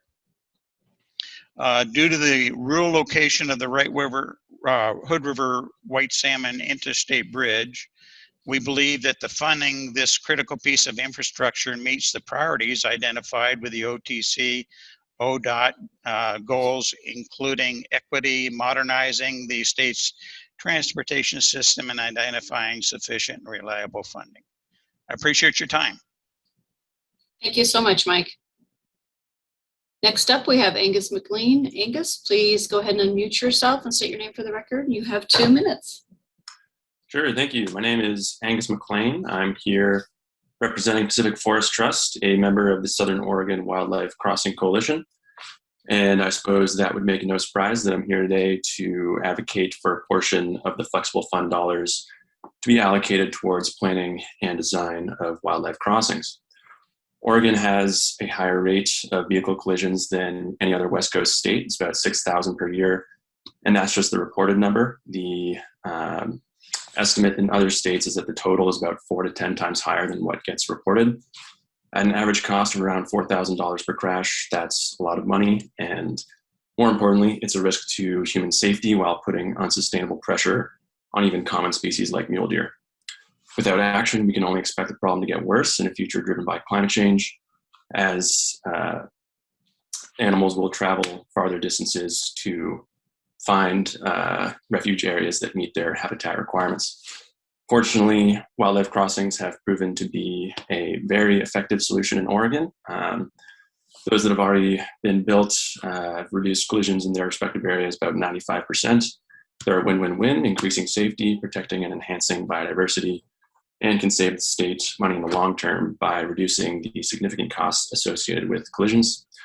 So in summary, we would recommend that $10 million from the flexible fund be allocated towards planning and design of wildlife crossings, with a special emphasis on the area of I-5 where it divides the Cascade-Siskiyou National Monument. It's also an area where ODOT Region 3 has agreed to work with the Southern Oregon Wildlife Crossing Coalition to do the planning and design if these funds are in place. And now is the best time to make this investment so that when infrastructure funds that are specifically dedicated towards wildlife crossing construction are available, which likely will not be until late 2023 or after. Thank you very much. Thank you, Angus. Next up, we have Jamie Rodriguez. Jamie, please go ahead and unmute yourself, state your name for the record, and you have 2 minutes. Thank you. My name is Jaime Rodriguez for the record. The Woodburn Estates and Golf here along I-5. And following the comments of Alan Greenberg, I'm encouraging you guys to find the funding for a sound wall, retrainer wall. For whatever reason, there currently is one along the, I guess on the west side, the east side of I-5 going north along the golf course, and about 13 homes on Kingsway. But for whatever reason, there's the current sound wall that extends just north of the overpass, getting onto the I-5 going north, was stopped midway and didn't finish up. I just recently moved in. I am currently a newly elected board of directors for the homeowners association here. I have talked to my neighbors along Kingsway. The noise is just one of the many reasons that we need a sound wall. Pollution, with many of us over 55, in fact, all of us are over 55. We don't need the increased health issues. With the Amazon distribution center being built up, it's going to be twice the size of an already large Winkle distribution center. Trucks going along this way are going to be more frequent. And obviously, over the last couple of years, there have already been at least 2 or 3 vehicles that have crashed over into the land of the Woodburn Estates. We want safety, not just noise reduction. That's why I encourage you guys all to look at the funding so we can get a sound wall to continue the work that was already started with a partial sound wall along on the east side of the north I-5 corridor along Woodburn, where these homes have been around for about 60 years. Back then, the whole west side of Woodburn was farmland. Now we have outlet stores. We have increasing commercial buildings. And again, the big fear is the Amazon, and there are many dozens and dozens of trucks running 24/7.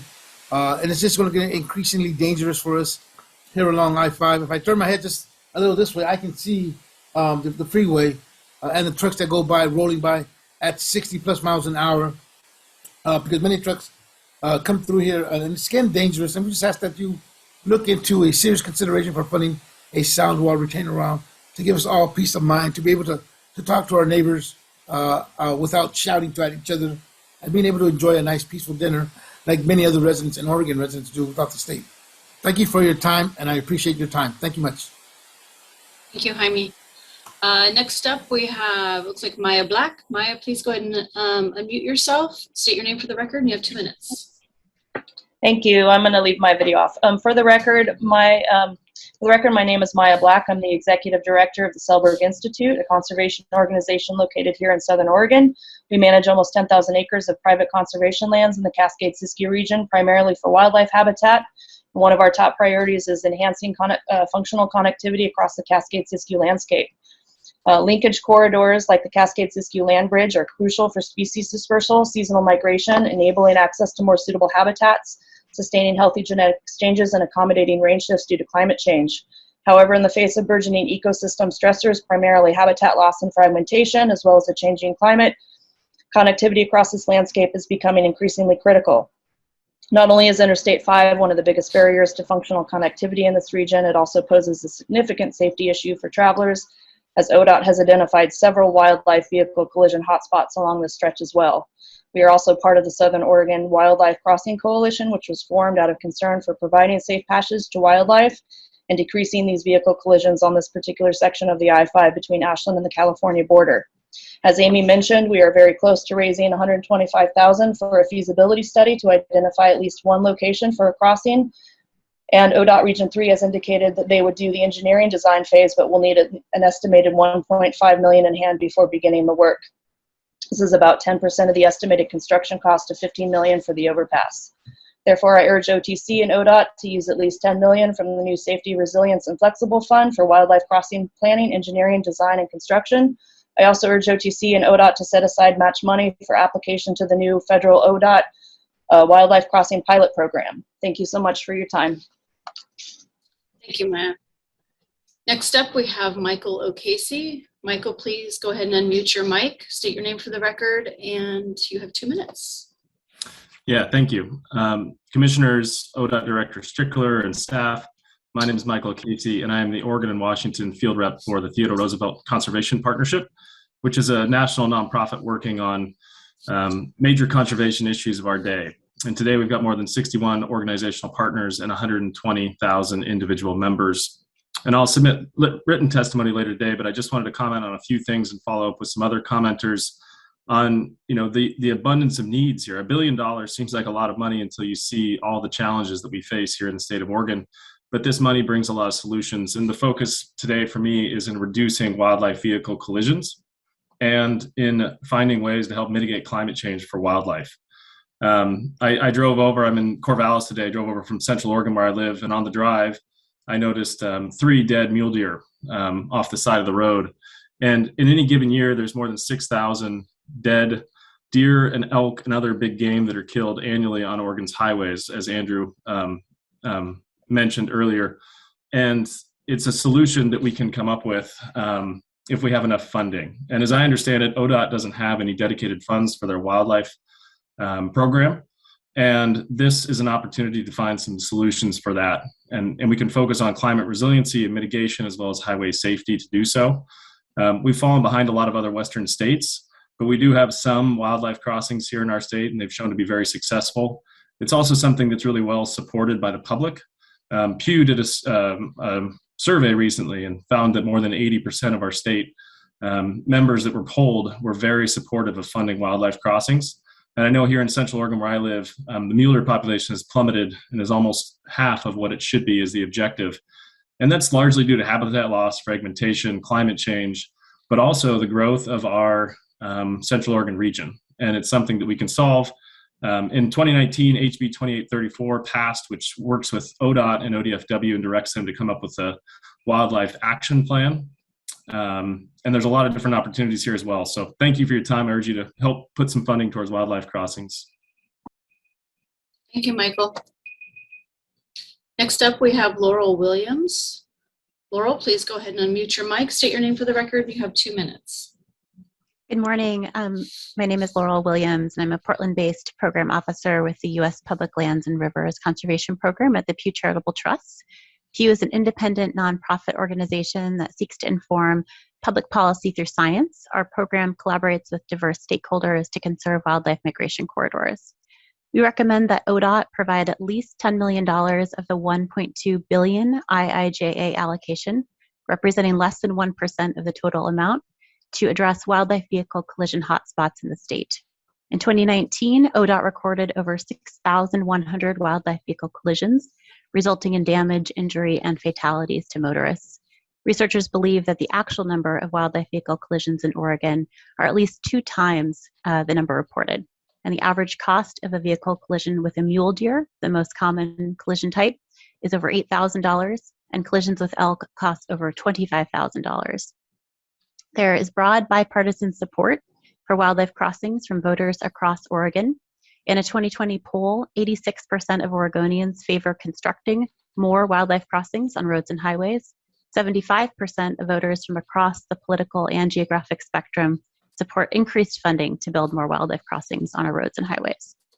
Oregon also has a growing number of wildlife passage success stories, such as Lava Butte on Highway 97, which has reduced collisions by over 85%.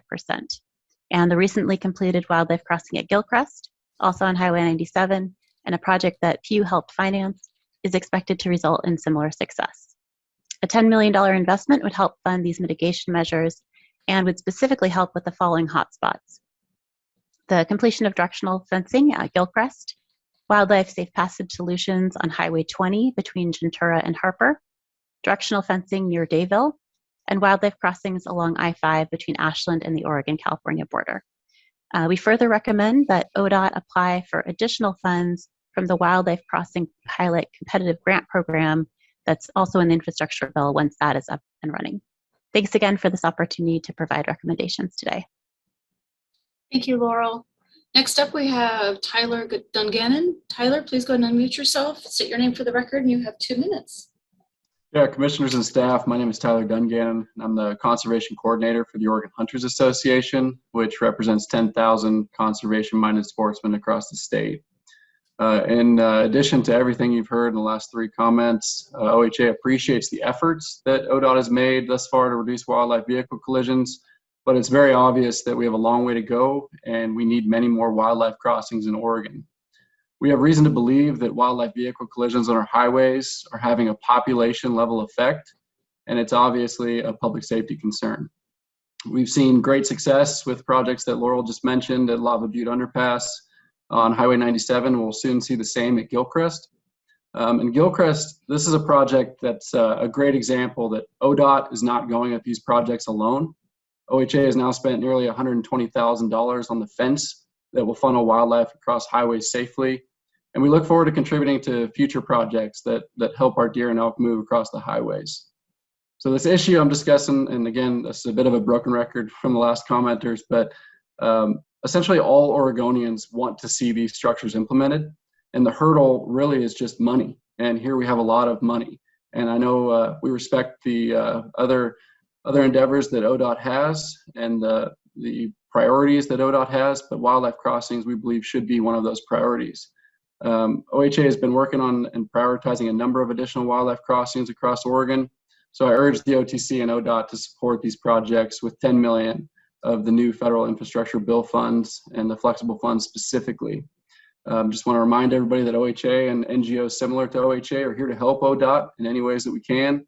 And we hope the OTC will prioritize wildlife crossings when allocating these new funds. Thanks for the opportunity to comment. Thank you, Tyler. Up next, we have Judith Bowen. Judith, please go ahead and unmute your mic, state your name for the record, and you have 2 minutes.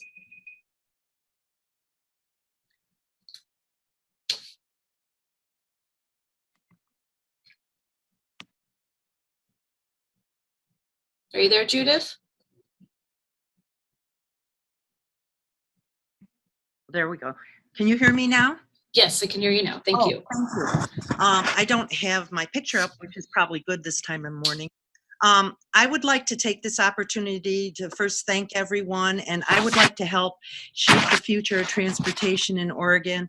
I'm a retired state of Oregon employee and currently an AARP volunteer, recently moving in 16 months ago to the Woodburn Senior Estates and Golf.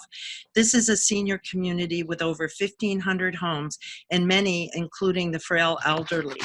I wasn't aware of the noise level from Interstate 5 when I first moved in, but with the increase in the supply chain traffic and loss of valuable trees from the ice storm in 2021, it has increased to a very annoying and unhealthy level.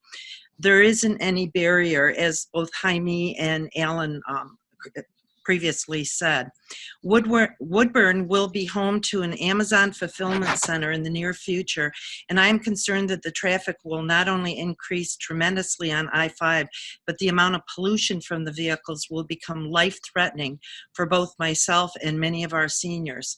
I encourage all of you to collaborate and partner with Amazon plus the Woodburn outlet stores, which is one of the top tourist attractions in Oregon. For reducing emissions and carbon reduction along I-5. An article that I quoted says that exposure to prolonged or excessive noise has been shown to cause a range of health problems ranging from stress, poor concentration, productivity losses in the workplace, and communication difficulties and fatigue, from lack of sleep to more serious issues such as cardiovascular disease, cognitive impairment, and tinnitus. According to the Federal Highway Administration, barrier walls can reduce highway noise by almost a half. The structures are typically made out of wood, concrete, or brick, materials that absorb or deflect sound. One critical aspect of the construction of these walls is their height. I often walk my dog on King Way, which is right along the highway, and I have seen homeless encampments in the bushes along the highway. Just a few weeks ago, there was a suitcase dumped in my front yard with stolen goods and checks. I called the police, and I wonder if it wasn't too convenient for thieves to come into the Woodburn Estates from I-5. I would like to continue with being a valuable citizen and a voice for those who are with this vulnerable population and need assistance. Thank you again for your consideration. Thank you, Judith. Next up, we have Eric Haney. Eric, please go ahead and unmute your mic, state your name for the record, and you have 2 minutes. Thank you. My name is Eric Haney. I am City Councilor for the City of Hood River in the beautiful Columbia River Gorge and have lived in Hood River nearly all my life. I thank you, ODOT, for your presentation today and your stewardship of the federal dollars available under the IIJA. We heard from Travis Brower today, the real Travis Brower, I think, that some $250 million is earmarked for bridge replacement and maintenance in Oregon under the Act. And I'm here today to encourage ODOT and ultimately the OTC to please prioritize funding of the Hood River White Salmon Interstate Bridge Replacement Project. This project has been the #1 economic development priority in the Mid-Columbia region for years. Our existing bridge is iconic and beautiful, but has served her purpose now for generations. It's over 100 years old, and it is a tired bridge. If you've driven the bridge, you know it's extremely narrow, built in the Model T area, which means, as my kids often hear from me, you got to keep your hands in the window or you could have some serious personal injury. And of course, under the water, much greater problems and risks lurk. As Port Commissioner Fox noted earlier, this bridge is the only Columbia River crossing 20 miles in either direction. It unites the Hood River and White Salmon communities socially and economically, and is critical to local and regional infrastructure. Visions for the new bridge include introducing bike and pedestrian, which could bring enormous social, health, and economic gain.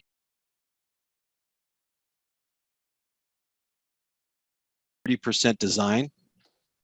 An additional $40 million is needed and unfunded. Oregon's portion of that amount is about $20 million.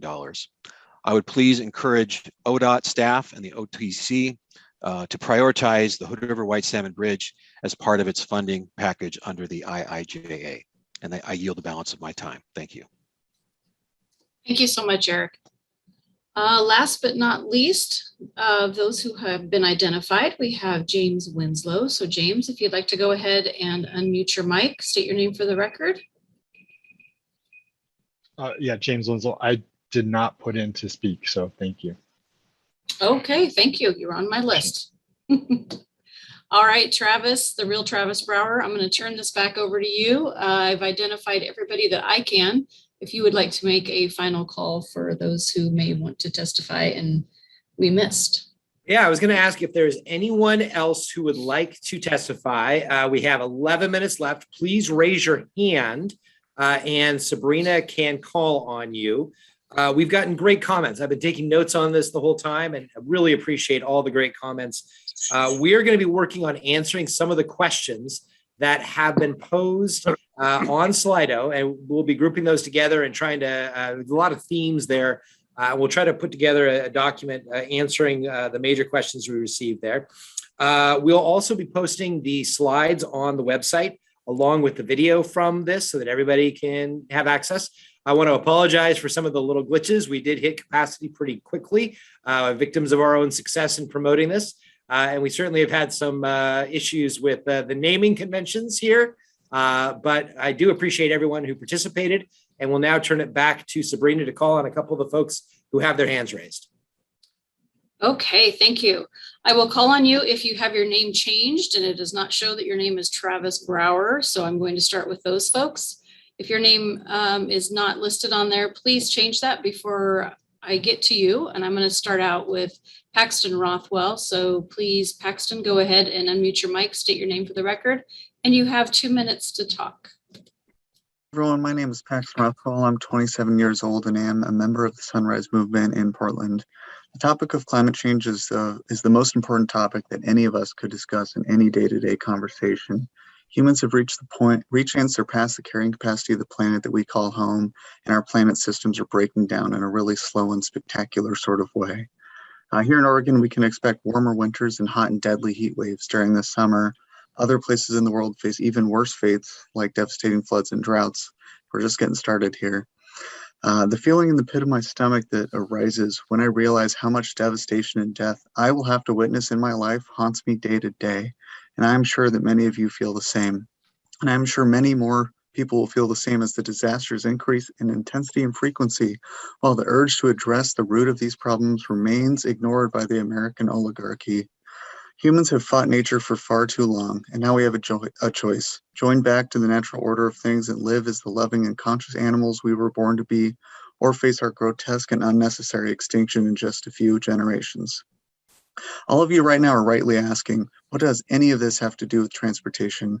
Well, 40% of Oregon's emissions are from transportation, and ODOT's financial projections state that these emissions cannot taper down in the next 9 years, or else they lose out on funding. They seek to expand I-5 in Portland to serve more cars while lying to all of you and telling you that it will reduce emissions and serve as racial justice. And they are highlighting EV car charging as a silver bullet solution, which it is not. Climate change can only be addressed if we collectively get out of cars. In Portland, 16% of car trips are less than a mile. That short of a distance should never be made by a car 99% of the time. And since these trips are made by car today, it is obvious that our bike and ped infrastructure is severely lacking.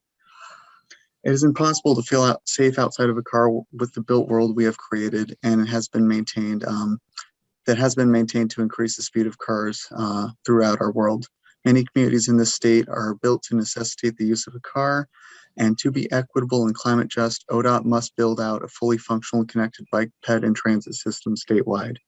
Of the 32% of flexible funds that remain, I ask that the OTC and ODOT allocate all of this money to transit and to building out every metro area's bike and pedestrian plan.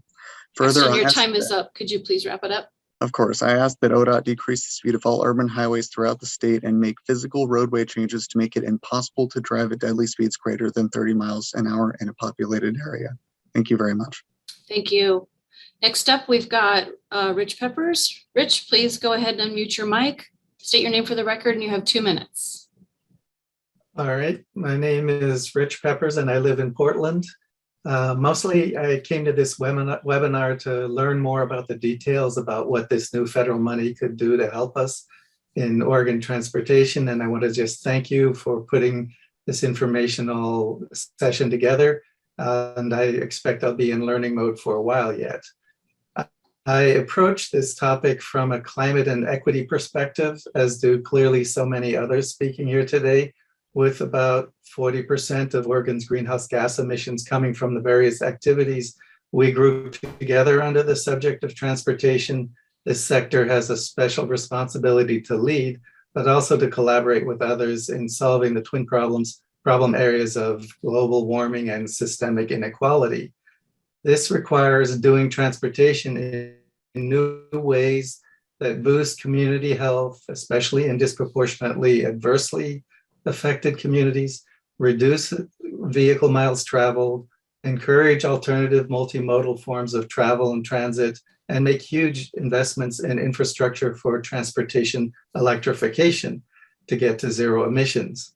As these strategies are developed and promoted, constant attention needs to be paid to ensuring they are as easy and affordable for lower income members of our society to use as they are for middle and upper middle income earners. I would urge that any money in the IIJA that is not earmarked for highway trust fund type expenditures be used only for non-highway trust fund purposes.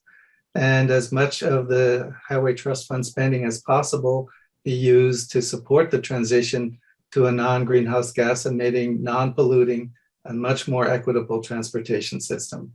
Thank you for your time. Thank you, Rich. We're going to go ahead and jump to Councilor Baker. Councilor, if you'd like to go ahead and unmute your mic, state your name for the record. You have 2 minutes. Excuse me. Thank you. I just have a general comment. I would hope that ODOT applies sensitivity consideration when planning any improvements for small communities that are sandwiched between major state highway routes that basically run through the city business district itself.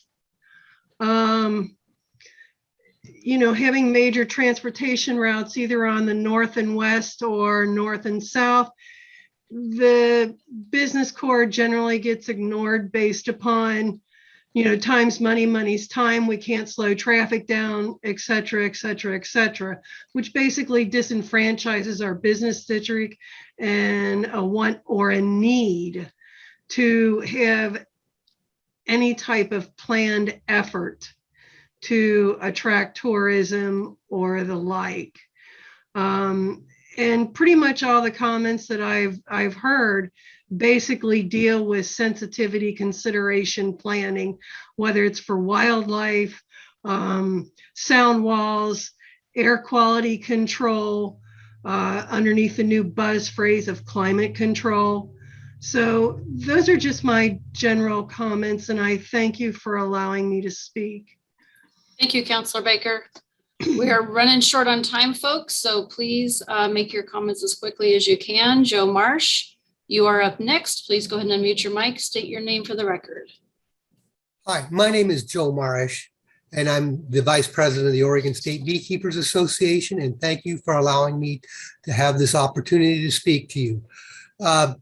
We're concerned about pollinator habitat, especially in high density areas of the state. High density meaning high bee density. We would hope that when you do these projects that you consider.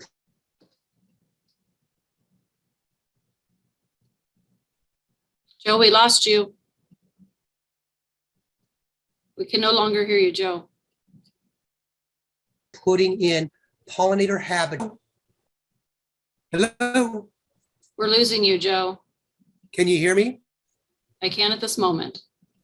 Okay, so what we're asking for is that we get habitat that is blooming in the dry periods throughout the state in high density bee trafficked areas. Thank you for your time. Thank you, Joe. Okay, we're going to go ahead and move to Dave Hauberg. Dave, if you'd like to go ahead and unmute your mic, state your name for the record. So my name is Dave Hauberg. I am chair of the Amnil County Parkway Committee. I will be really brief. I know there's some other hands up.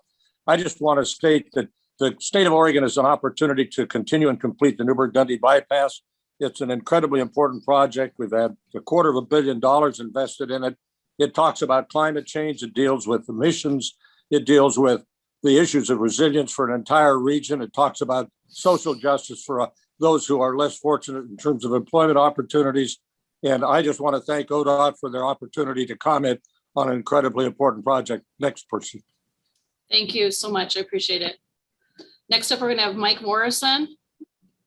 Mike, if you'd like to go ahead and unmute your mic. Yes. Hi, this is Mike Morrison in Portland with the Association of Oregon Rail and Transit Advocates, also known as AORTA.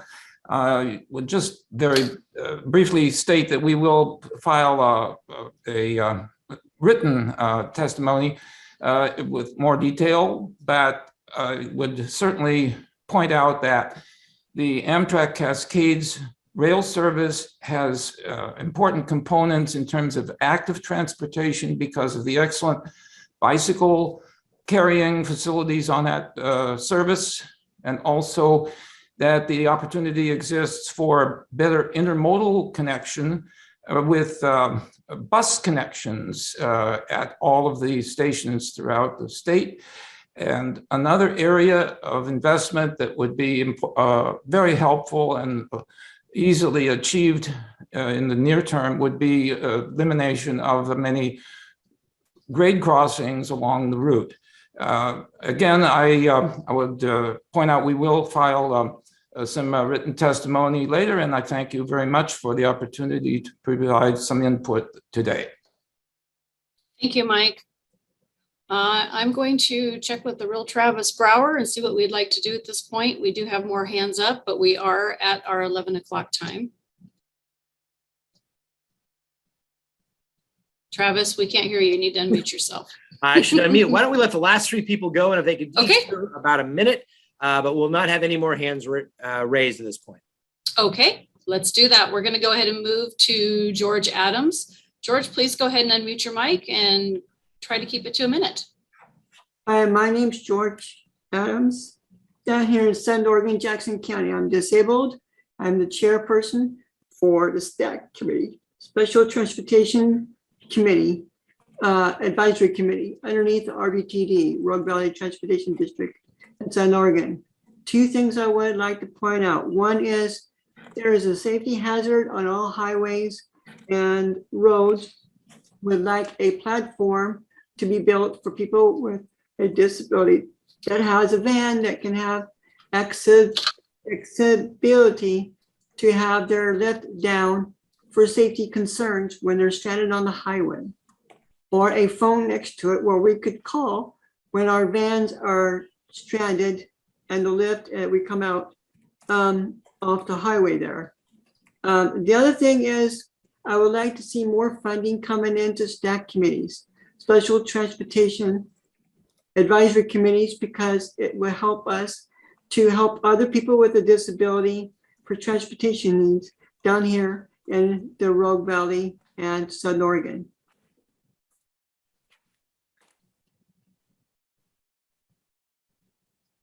I'm done. Thank you, George. Okay, we're going to move to Tom Messenger. Tom, please go ahead and unmute yourself and state your name for the record. This is Tom Messenger. I guess I'm representing sort of the Oregon coast. Oregon Highway 6 is in desperate need of help. It's had major slides. We've had 5 deaths on Oregon Highway 6, car accident deaths since July 1st. All 5 of those were related to someone crossing the center line and hitting an oncoming vehicle. We desperately need rumble strips down the middle of Oregon Highway 6. So I'm going to put in a second word, and that is for Oregon Highway 30. Third, fully 1-lane bridge on Highway 130 has been the source of almost 40% of the accidents on Highway 130 over the last 10 years. And one last comment, I totally support the folks on Hood River, the Hood River Bridge. It really needs help. It really needs help, and it really needs to be changed. Thank you. Thank you, Tom. And last but not least, we're going to move to Robin Vora. Robin, please go ahead and unmute your mic and state your name for the record. Robin Vora. Hey, a couple of quick comments from Bend. Thank you for this. electric charging stations make sense, but as long as the power source is renewable. And as you probably know, in Central Oregon, Pacific Power is about 70% fossil fuel. ODOT might want to look at some creative ways of encouraging renewables, anything, even the solar panels on big box stores with charging stations outside. Some way to get more of that in places where it's a lot of fossil fuel. And secondly, long-term, Central Oregon needs to be better connected by public transit to the rest of the state. It'd be great to have a rail system that really worked for places like Bend. Thank you. Thank you, Robin. This officially closes our time of public comment. So Travis, I'm going to turn it back over to you. Great. Since we're already a few minutes over, I want to thank everyone who came today and provided public comment. You've had an opportunity to get in front of some of the senior decision makers within ODOT, and all these public comments will be provided to the Oregon Transportation Commission. As you heard, there's a lot of need all across the state, and this money will go a long way to addressing it, but certainly we're not going to be able to meet all those needs, but we will do our best to use this money most effectively and most strategically to meet the needs and to improve the state of Oregon's transportation system. So thank you very much. We do look forward to you continuing to weigh in, whether that's in writing or at OTC meetings or in other forums. So thank you all for your participation today. Really appreciate the great thoughts you brought forward. Thank you for putting this on.